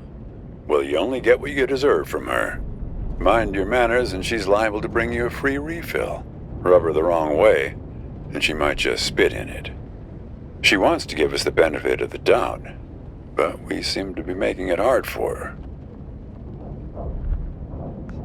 Speaking of which, did you find the box, Copernicus? Have you opened it yet? Figure out a way to open that box, Copernicus. Inside, you'll find out who you really are. Don't mess with him, kid. He's the final gatekeeper. Way too strong. You need to learn the spell first, before you can go up against him. Hey, if I knew it, I'd tell you. But let's start by getting you out of that box. Lucky for you, I've got my Farmer's Almanac here. Let's have a look. Hang on. C, cabbage, caraway, carrot, car trunk. First thing you should do is reach around for the latch. Sounds kind of obvious. Okay, next step. See if you can scare up the brake lights. Can you find them? It's a little gizmo with some wires. Okay. Yank on the wires and try to pull the lights into the trunk with you. Got 'em? What color are the lights? We need a green light, kid. A steady green light. That's the way forward. Gotta run now. Good luck to you, kid.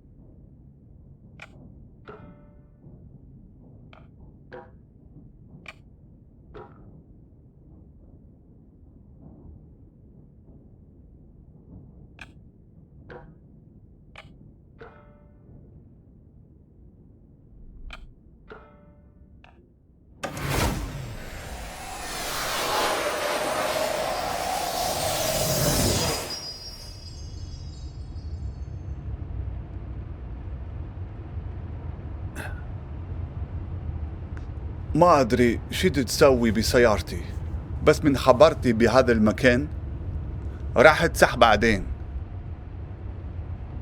English. آسف. أدري هاي مو صدق، بس أنا أشعر بيه. كاني من صدق حجة سعر. كل شيء هنا إلها دلالة رمزية، السترن، الجير ولا القرن على الدشبول. حاسة حتى لو أحد إيدي من السترن.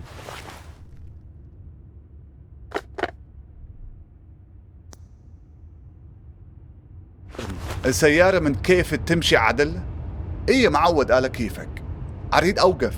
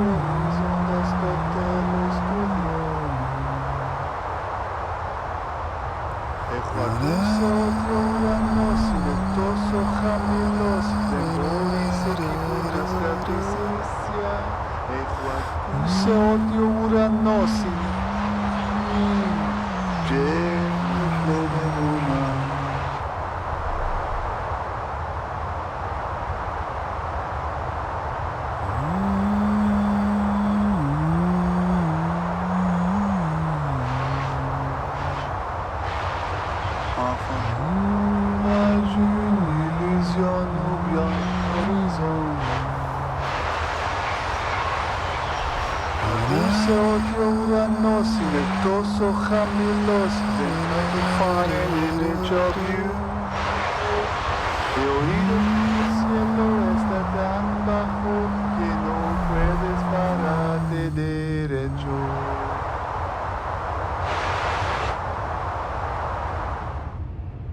Puedes ver el horizonte al final del camino.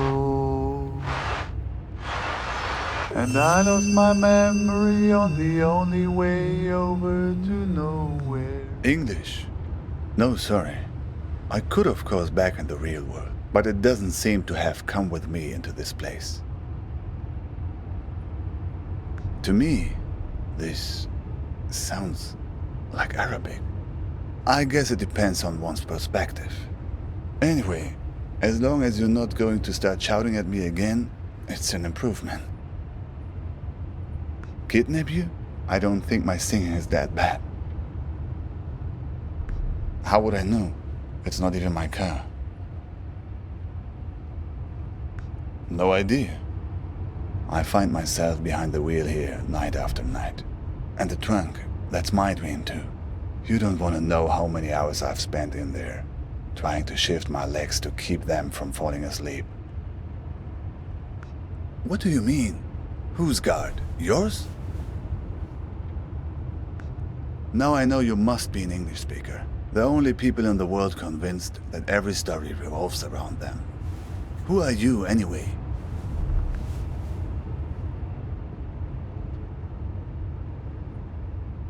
I'm not sure, actually. But here, it's funny. On this highway, everybody calls me Al-Shatir. Copernicus, huh? Suddenly, this doesn't seem so arbitrary. Never heard of Ibn al-Shatir? A famous astronomer. I guess you don't learn about him in your schools. One of the forefathers of astronomy, in many ways a predecessor to... Yes, that's right. Copernicus, al-Shatir. Two iconoclasts from different lands who challenged the belief that the sun revolves around the earth. Two dreamers who had the conviction that their unique consciousness is not the only thing in the center of the universe. Maybe you're not just part of my story, like I'm not part of yours. You were trapped in the trunk, where I've been many times. It's like you've wandered into my dream, and I've wandered into yours. Takes a leap of faith, I know, to admit that we both exist.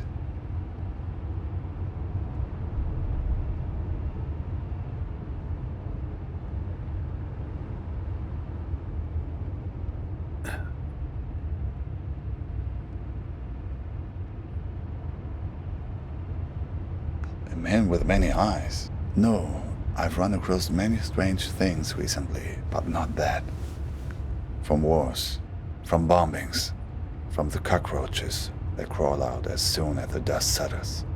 On the news, you hear only about armies and religious madmen, but it's the gangsters that drove me away. They're the ones who did this to me. I'm one of the ones who didn't make it, not all the way. I'm stranded somewhere in between, trying to complete the journey every night in my sleep. The El Mahdi army.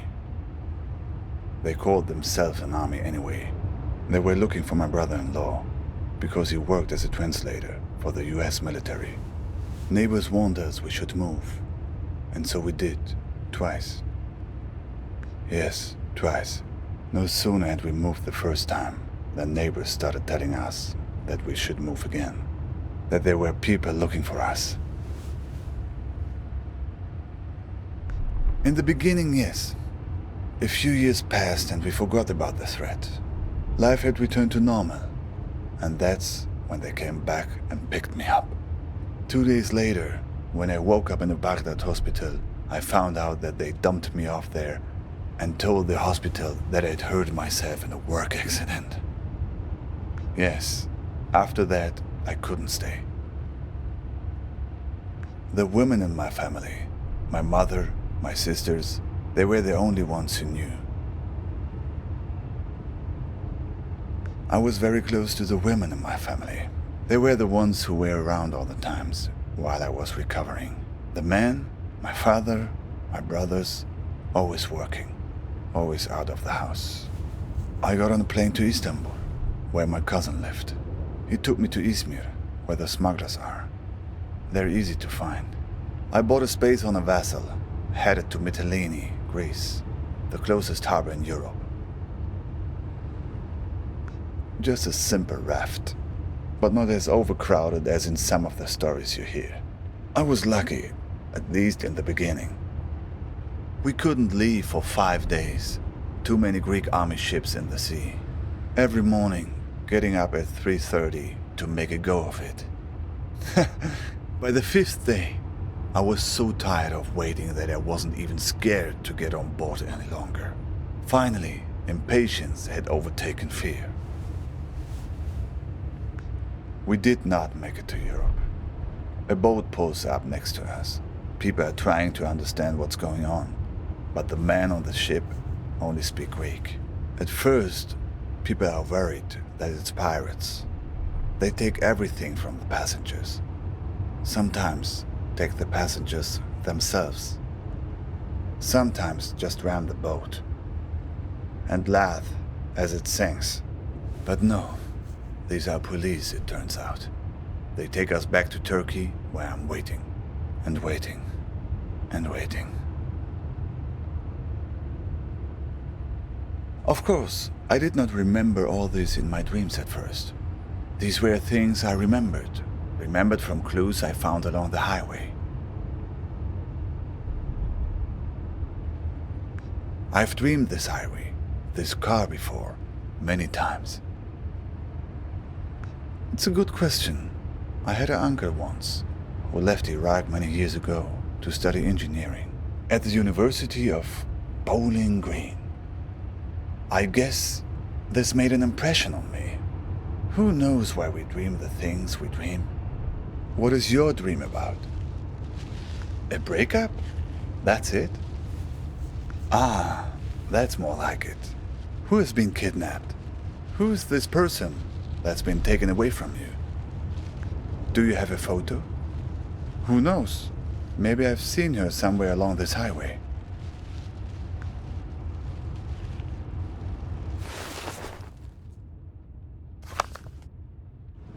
I know her, the same woman, but with different hair color. I just saw her at the gas station a few miles back. An imposter? But she waits tables at Dante's, right? Betrayed by a friend. That's a familiar note to me. And yet, the waitresses at Dante's usually play it straight down the line. They can dish it out, but they only give you what you deserve.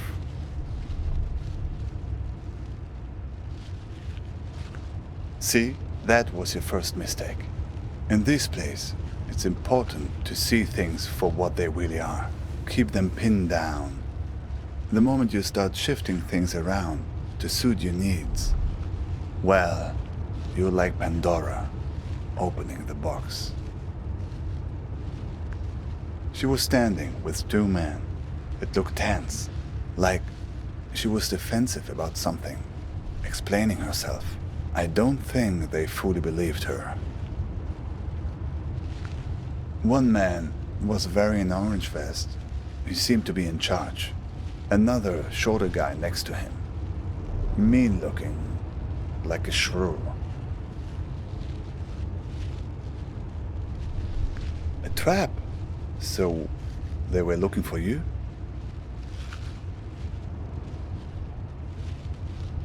Sounds like getting in my dream. Getting in the trunk. May have saved your neck. I just heard one strange thing they said. That they were looking for a guy with 8 fingers. They were going to find him. Something like that. 8 fingers. 8 digits, maybe. Uh-huh. And you wouldn't happen to have a strange blue box with you, would you? That was the other thing they mentioned. They have the key, but don't want the box opened. Well, if they were chasing you... Say, have you noticed how many tumbleweeds there are suddenly?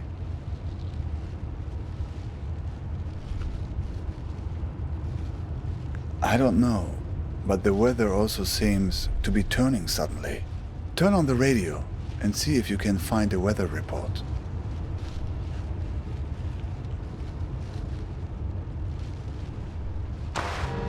My God! Get that thing off the window! Get it off! Get it off!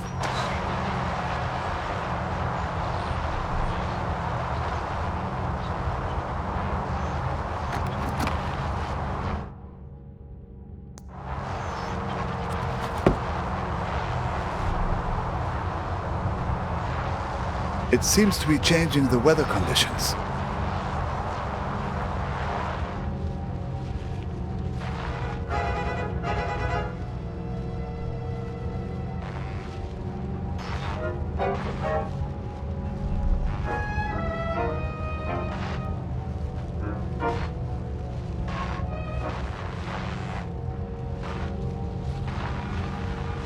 Hints that will leave you scanning the highway for answers and questioning your own sanity. With your hostess, Darling, every day at 4:30. Suddenly, it's sunny. It's not working. They're stuck to the car. We need some other kind of weather to get clear of them. Shedding.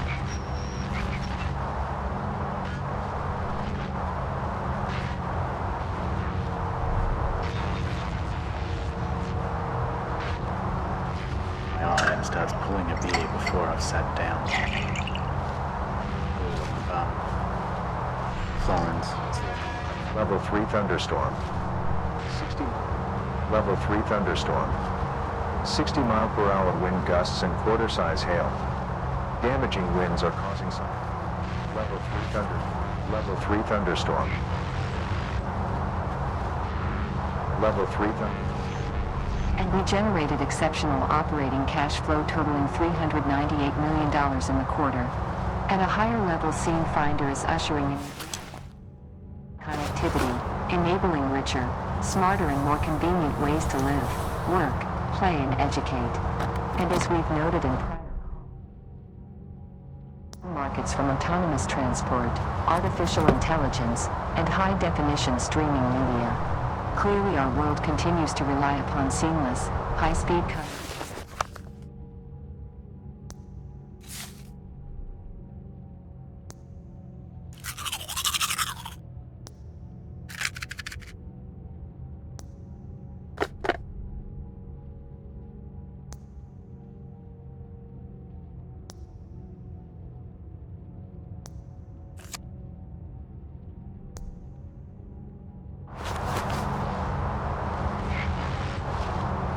seamless, high-speed.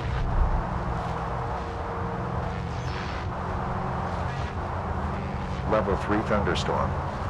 60 mile per hour wind gusts and quarter-size hail. Damaging winds are causing some trees and large branches to fall. This could injure those outdoors, as well as damage homes and vehicles. Roadways may become blocked by downed trees. Power outages are possible. For your protection, move to an interior room on the lowest floor of a building. Level 3 thunderstorm. 60 mile per hour wind gusts and quarter-size hail. Damaging winds are... Level 3 thunder. Level 3 thunderstorm. Bus is clean and white among the other 50 or so which are parked here at the city's main terminal, which is more like an auto graveyard. 20 meters away, there's an old reptilian bus shedding a green skin. Bus is clean.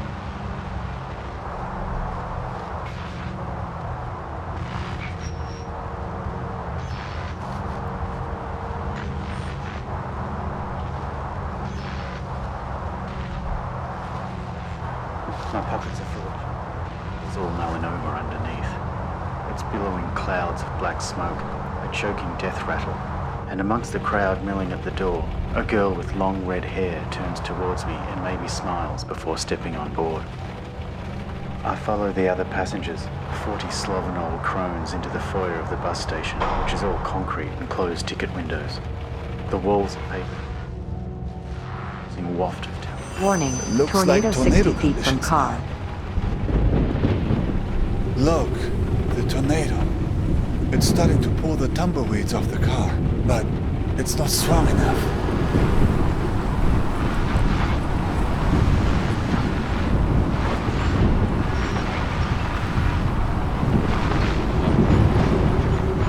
Tornado 20 feet from car.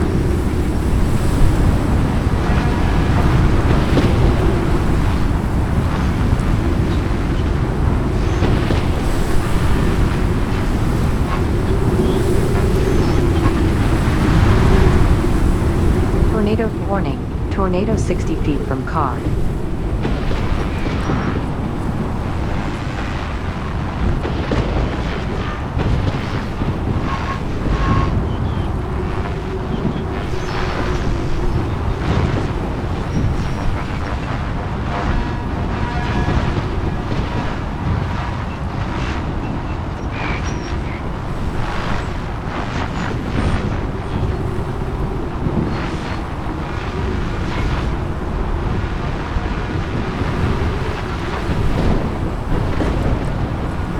Tornado 20 feet from car.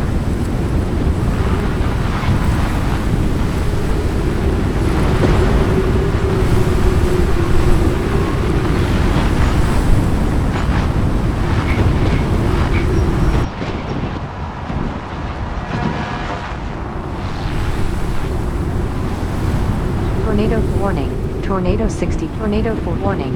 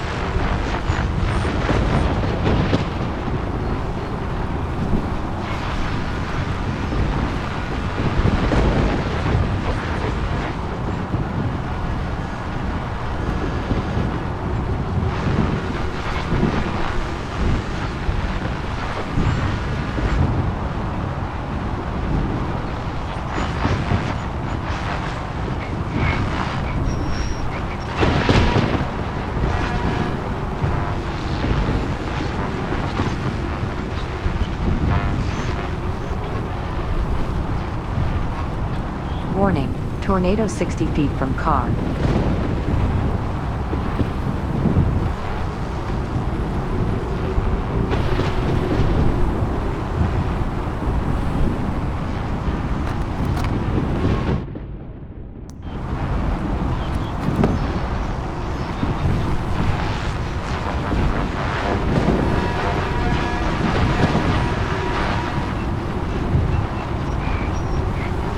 Warning, tornado 40 feet from car.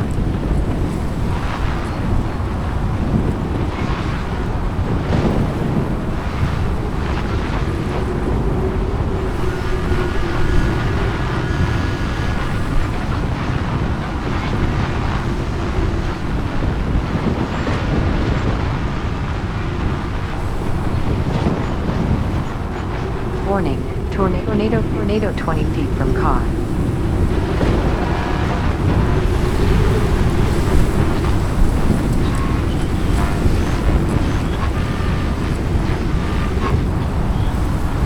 Tornado 40 feet from car.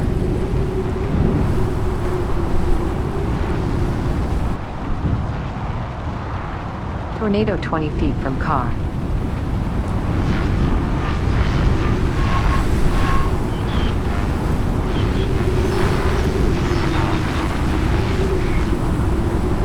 Tornado 40 feet from tornado.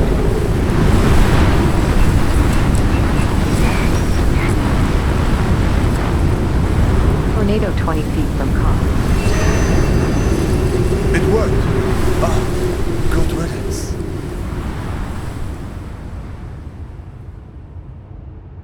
Look, That was very strange, even for this place. And the eyes on those things. It seemed they were spying, searching for something. Did you notice? What do you know about these guys, the ones who are after you? Seems he had a few extra to spare for the tumbleweeds.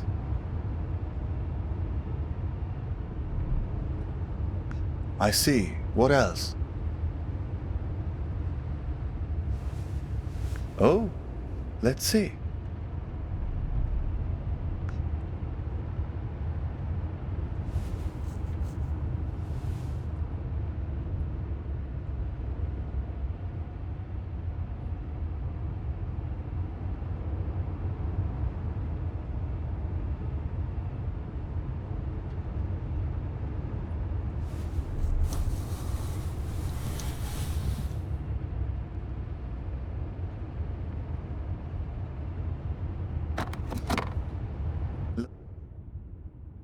Look, my car was nearly devoured by those things. I think we'd better pool our information. Can you show me the card, please?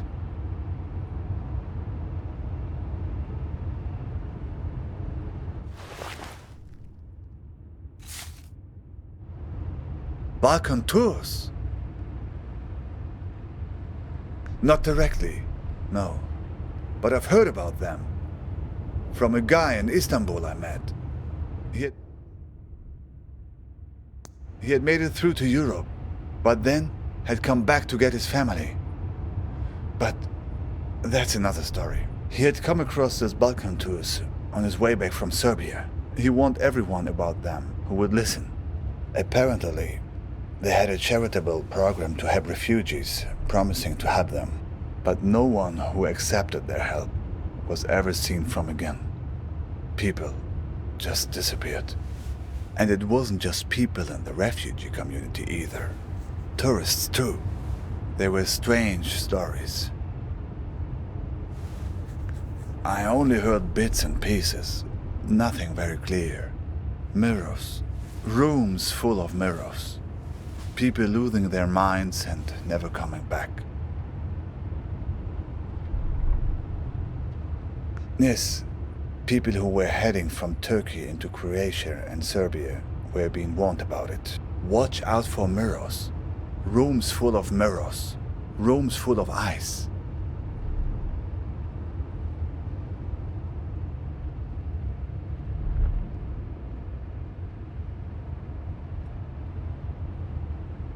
Well, my friend, I think right now the best thing you can do is run for safety. They probably have a good beat on your location, assuming the tumbleweeds were on their payroll. Make no mistake, these guys are dangerous.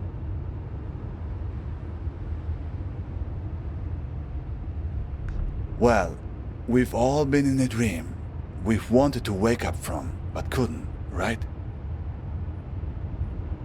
Let's just say there are people who thrive on that fear and have ways of keeping you from waking up.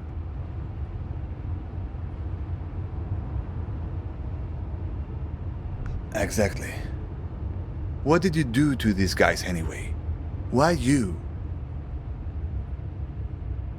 Right. Where did you get the box? They must be worried about what's inside.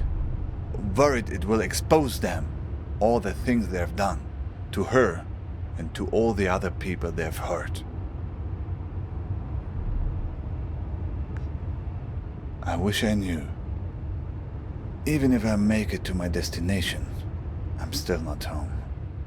That's what it means to be an exile.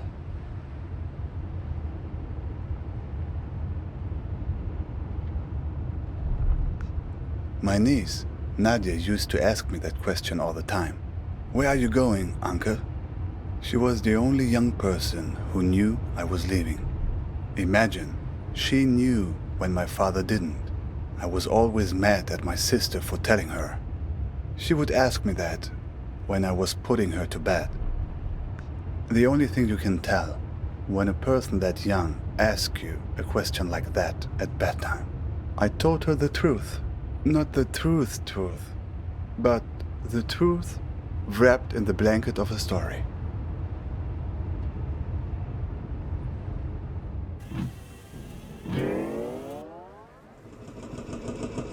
There's a place where the river Tigris runs through Baghdad.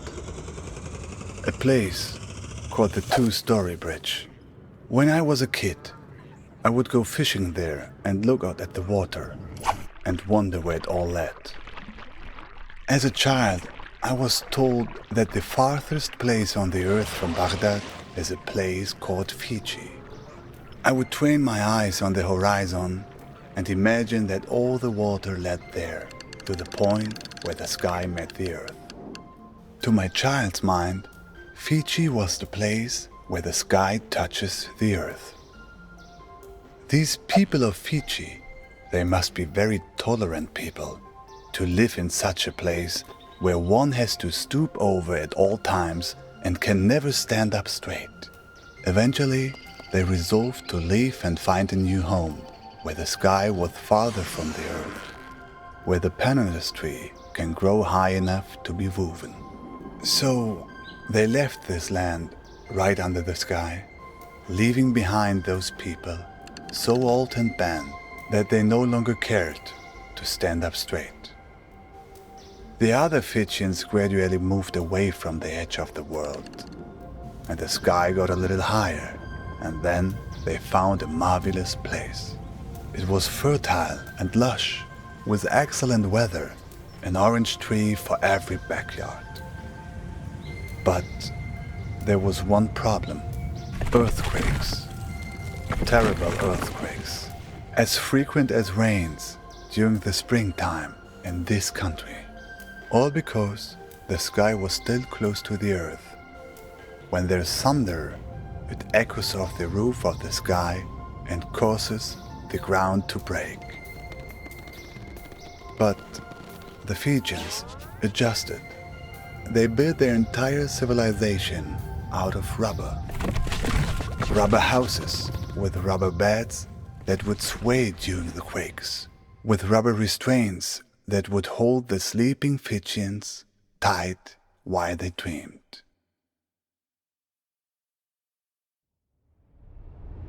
But Nadia didn't want a bedtime story about that.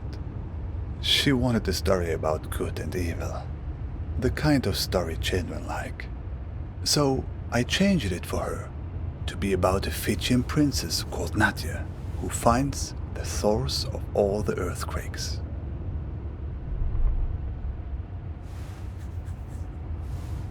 Yes, but it's a child's bedtime story. You can change the details as you go along. So, Nadia finds a dragon hiding under the earth. A dragon with a splinter in its toe, whose terrible roaring causes the earth to break. Nadia slays the dragon and saves the people by uttering a magic spell. Gonothi Seauton. Gonothi Seauton. It's actually Greek. Rolls right off the tongue, no? Okay, that was interesting. Can you say that again?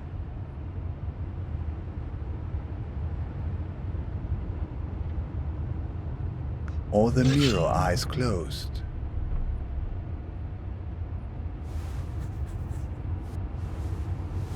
Seems like it. And look, that's not the spell's only power. The card. There's a phone number on it now.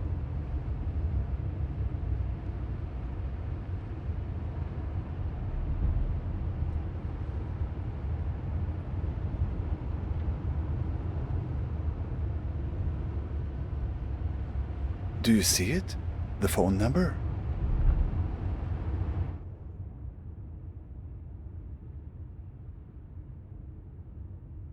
Do you know what this means?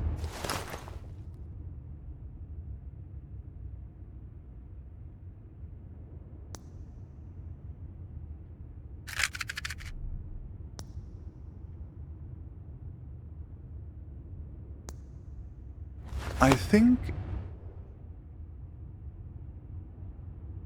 you're ready to make a certain phone call. Ready to put your spell to use? Good. Do you have a phone? Even better. So, here's the plan. You call them and tell them you want to sign up for a tour. Here's the thing. If they act like they're taking you on a tour, everything is good. But if they've figured you out, they'll try to distract you while they kidnap you. Take it from me. They tell you someone you care about is in danger, but don't believe it. If everything's fine, then everything's fine. But if someone you know is in danger, it's a trap. Get out of there. Are you ready? Dial the number.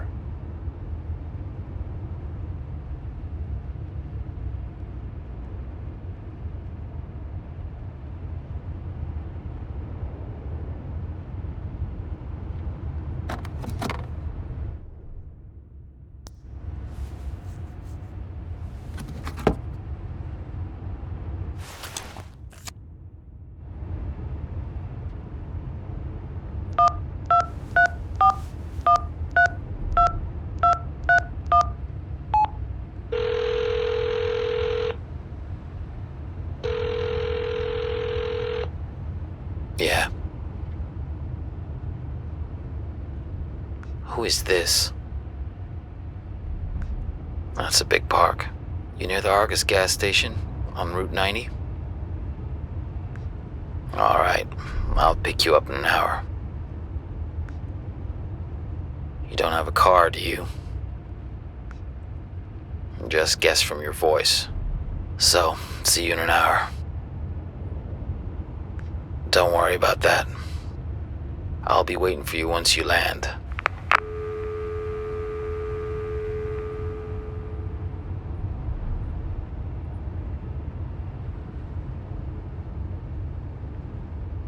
So, it worked then?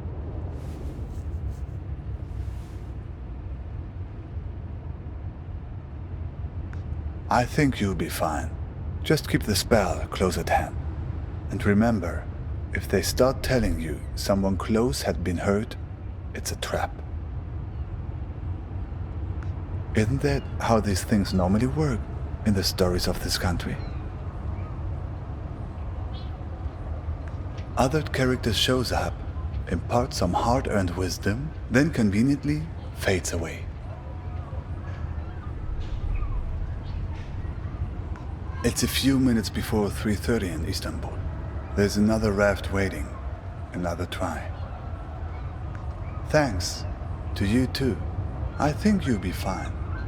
You have allies all along this road, even in the cars of enemies. I've left something for you.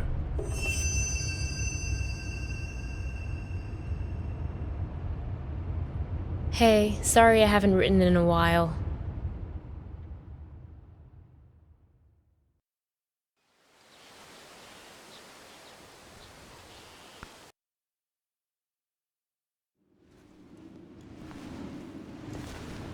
Hey, sorry I haven't written in a while. It took me all morning just to figure out where to buy stamps here. So, I'm sending you something from my trip, like I promised. Last week, I was at yet another barbecue. People here really enjoy their pork chops, let me tell you. There was this old-timer there, the host's father. He was talking about inflation during the war years.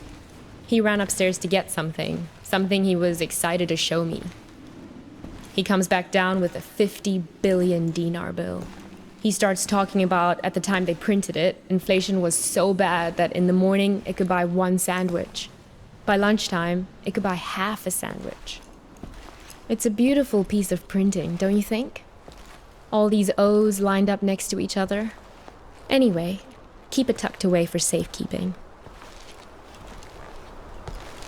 The big piece of news on my end is that yesterday, I finally tackled my fear of heights.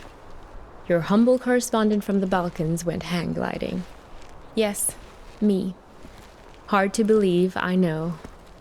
I wasn't gonna do it, but this tour guide guy I met talked me into it. facing my fears and all that. But then the tour guide takes me to the hill where they do the hang gliding, and they're talking about the most crazy thing that happened the week before. You're not going to believe this. It's a tandem dive, so they have you strapped in with an instructor, right? Well, last week they strapped someone in, but the instructor forgot to strap himself in securely. They go running off the cliff and the instructor tumbles down the hill. The instructor was okay, just some bruises. But now the other person is stuck up in the air with no idea how to fly the thing. Everyone on the ground is freaking out, yelling instructions up in the air about what to do. The girl said later that once she got over the initial terror, it was like she'd been flying a hang glider all her life.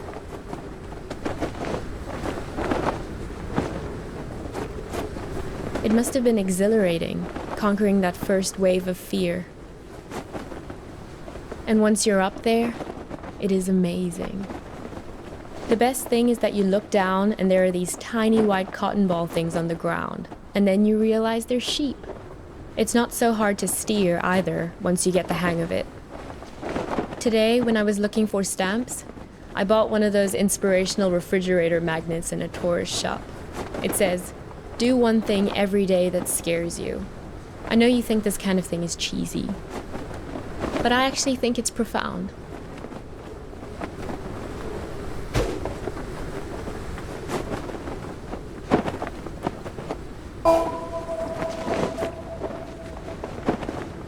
I hope we can do stuff like this on our road trip together.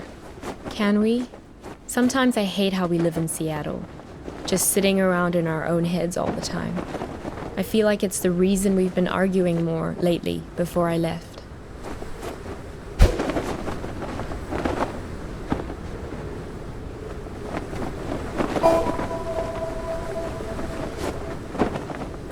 If you don't shake the fear out of your system on a regular basis, it curdles up into anger. I don't want to be angry.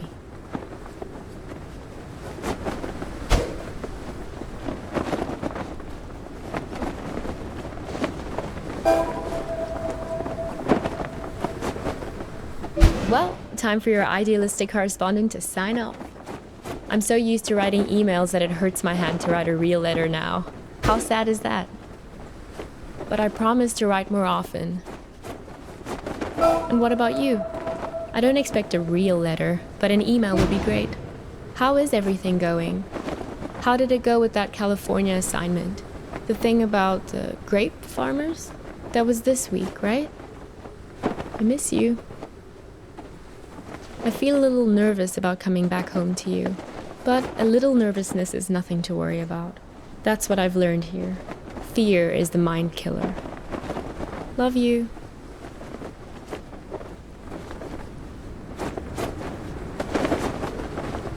Geez, there you are.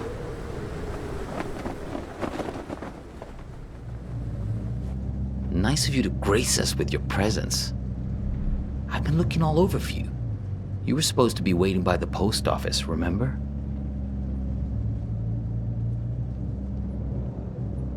Look, we've all got a lot on our minds since the accident. I don't have time to drive all over Mankato looking for you.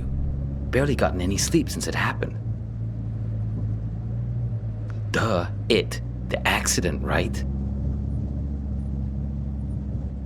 She's in the ICU being evaluated for something called sub-fucking-arachnoid hemorrhage. So, yeah. Yeah, she's great. Never been better. What? Hang on.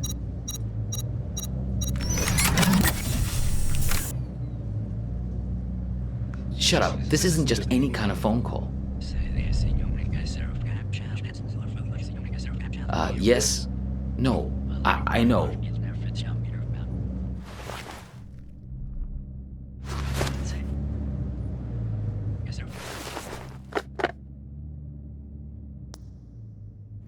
No, he turned up eventually. Yeah, he's sitting right here. Do you want to talk to him? Should I put him on live with you? No, I didn't think so. Yes. Okay, I'll wait then. What? It's called a headset. It's a good way to not wreck your car while you're using a phone. Something I would think you'd be very invested in at this point. Look, it was an accident, I know. Sorry. But you just don't pull a phone out of someone's hand while they're behind the wheel. You should have known better.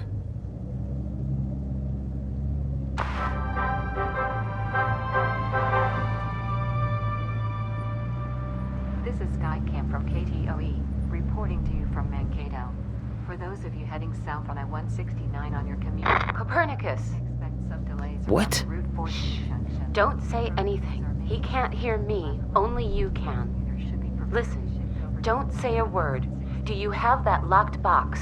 If you do, roll down the window as a sign. Found on 14 looks good until you reach the exit at 13 south. A minor fender bender, perhaps resulting from the poor visibility out there. You don't have it? Please tell me you do. Roll down the window if you've got the box with you. Black ice on roads in that area. Forecasters predict sporadic freezing rain later into the night and early morning hours. Hey, do you mind? One more note. I'm trying to listen to Freezing this. Temperatures and heavy snow in the hills have forced. It's okay. You can close it now. No point in making him angry over nothing. Okay, good. You can't let these guys get a hold of that box. He may even have the key on him, this guy. They're taking you to her, but you have to be careful. You need to figure out how much they know. On the left lane, so commuters should be prepared to shift over To the right hospital. around exit Is this 16. funny to you? This bottleneck Because it's appears not to clear me. up at around 72. Do you really want to go there? You really want to talk about this? Now? Of all moments? Fine. Listen, I know that she wasn't honest with you, that she couldn't bring herself to be straightforward about her feelings. I know it hurt you, man, but you two'd been growing apart for a while. In the end, she just wanted to be with someone more dedicated. That's the direction she was growing in. It didn't happen overnight, but the trip to Europe and meeting Craig, yeah, that was a big part of it. Oh, is that what you tell yourself? That all this is somehow his fault? Fine, whatever. Yes, we're all working against you. Are you satisfied now? Because this is hardly the time to bring your hurt feelings out onto the stage. Can I tell you something? You're a great photographer, I mean, nobody doubts that, man. But at some point, if people keep screwing you over, keep betraying you, at a certain point, if everywhere you go, people keep being assholes to you, well, guess what? Maybe you're the asshole. The radio? Sure, go ahead. Copernicus, there's no time to lose. You have to act quickly now, before he puts that helmet on again. Use this bell. Stop him. What? Yeah, know thyself. That's what I'm talking about. Gnathi Seaton, Greek for know thyself. That's a good start. I know you've had a rough 24 hours, but we all have. I mean, she's my sister after all. He's lying. Hang on again, I gotta get this. Yeah, I'm here. We'll be there in just a few minutes. Yeah, he tried it just like we expected. Nah, I'm fine. Yeah, I agree. It's time to call it.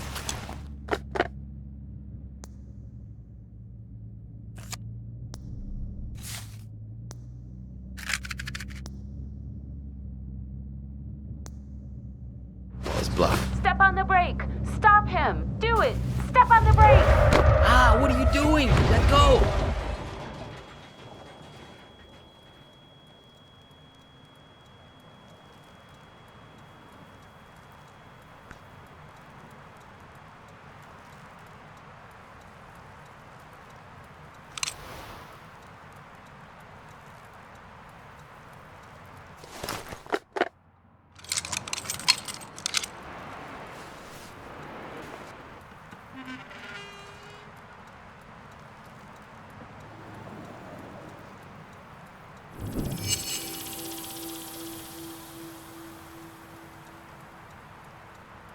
Visiting hours are until 7. She thinks you've caused some kind of accident.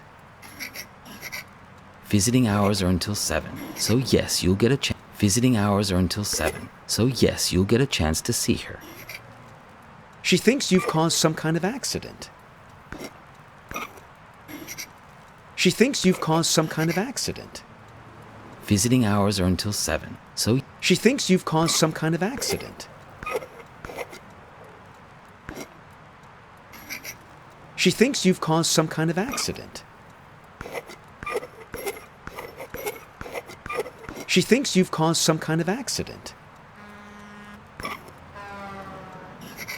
She thinks you've caused some kind of accident. Visiting hours are until 7, so yes, you'll get a... Visiting hours are until 7, so yes, you'll get a chance to see her. Visiting hours are until 7, so yes, you'll get a chance to see her. Visiting hours are until 7, so yes, you'll get a chance to see her. She thinks you've caused some kind of accident.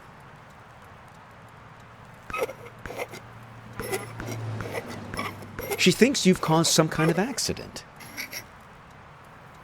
She thinks you've caused... Visiting hours are until 7, so yes, you'll get a chance to see her. Visiting hours are until 7, so yes, you'll get a chance to see her. Visiting hours are until 7. She thinks you've caused some kind of accident. Visiting hours are until 7, so yes, you'll get a chance to see her. She thinks you've caused some kind of accident. Visiting hours are until 7, so visiting hours are until 7. Visiting hours are until 7. Visiting hours are until... Visiting hours are until 7. Visiting hours are until 7. Visiting hours are until 7. Visiting hours are until 7. Visiting hours are until... Visiting hours are until 7. So yes, you'll get a chance to... She thinks you've caused some kind of... She thinks you've caused some kind of... She thinks you've caused some kind of accident. She thinks you've caused some kind of accident. I'm going away for 2 months. Here's a security deposit. Here's a security deposit. Here's a security deposit. Here's a security deposit.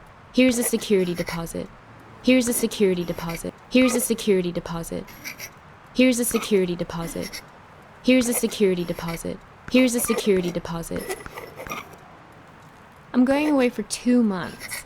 I'll be back before. Here's a security deposit. Here's a security deposit. Here's a security deposit. Here's a security deposit. Here's a security deposit. Here's a security deposit. Here's a security deposit. Here's a security deposit. Here's a security deposit. I'm going away for 2 months. Here's a security deposit. Here's a security deposit. Here's a security deposit. Here's a security deposit. Here's a security deposit. Here's a security deposit. Here's a security deposit. Here's a security deposit. Here's a security deposit. I'm going away for 2 months. Here's a security deposit. Here's a security deposit. Here's a security deposit. Here's a security deposit. Here's a security deposit. Here's a security deposit. Here's a security deposit. Here's a security deposit. Here's a security deposit. I'm going away for 2 months.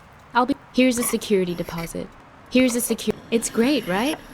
I'll send you something special from Europe to put inside.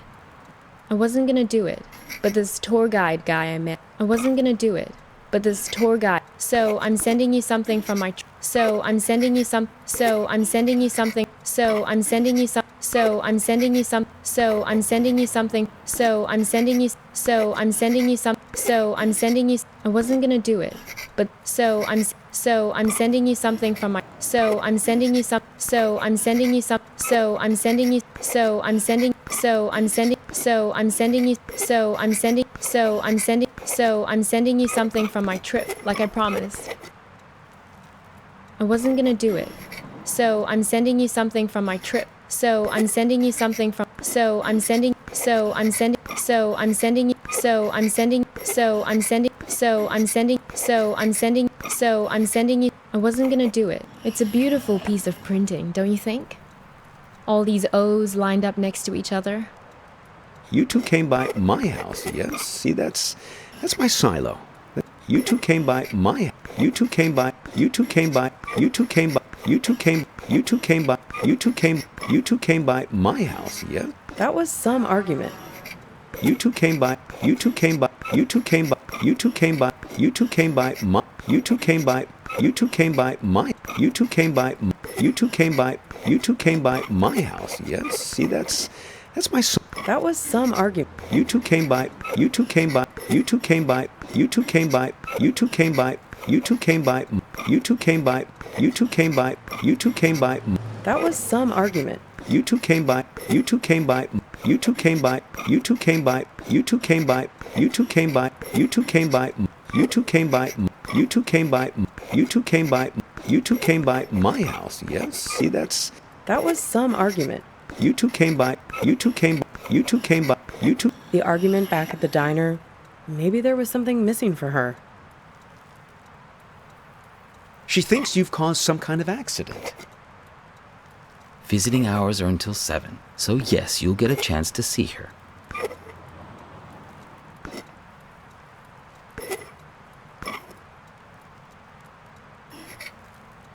She thinks you've... Visiting hours are until 7, so yes, you'll get a chance to see her. Find the man with many eyes.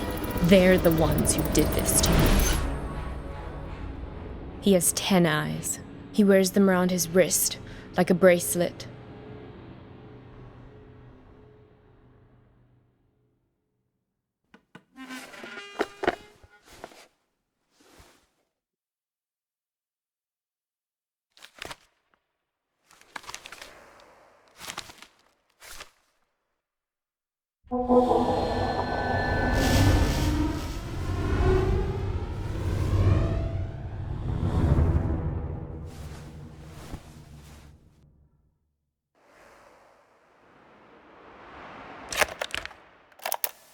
Help me! Save me from this man!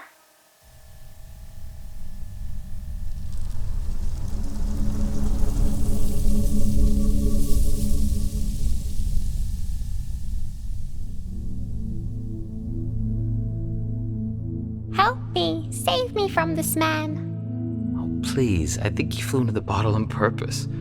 What are you, the public defender to all things living? Fireflies can't talk. Someone has to speak up for him. If the 6 tiny mittens don't fit, you must acquit. Yeah, I'll set it free in a minute. I just think this light is incredible. Let's keep him as our pet. Now is being cruel. I think I'll always remember this. This is one of those nights, right? One of what nights? We'll always have this. If you ever get to a point where you feel like you've lost me, all you have to do is find your way back to here and sit down beside me. I hope the grass isn't so wet next time. I'm serious. Write a note to your future self and put it in this bottle. If there's ever a point where things have gotten totally screwed up between us, that moment isn't real. This one is. All you have to do is find your way back to me. What if I can't find the way? That's why I've made you this beacon. A bottle with a green light to show you the way. Sense of direction isn't exactly your strong suit, Copernicus. Let's make a pact. With this honorable firefly as witness. I promise my screwed up future self won't mess this up for us. I don't know. My future self can be a real jerk. Mine too. We're going to make mistakes. Hurt each other. Everyone does it. So, time traveler, what news? What wisdom do you bring from the future? That it's never too late. That any mistake can be fixed. Good, if that's what you believe.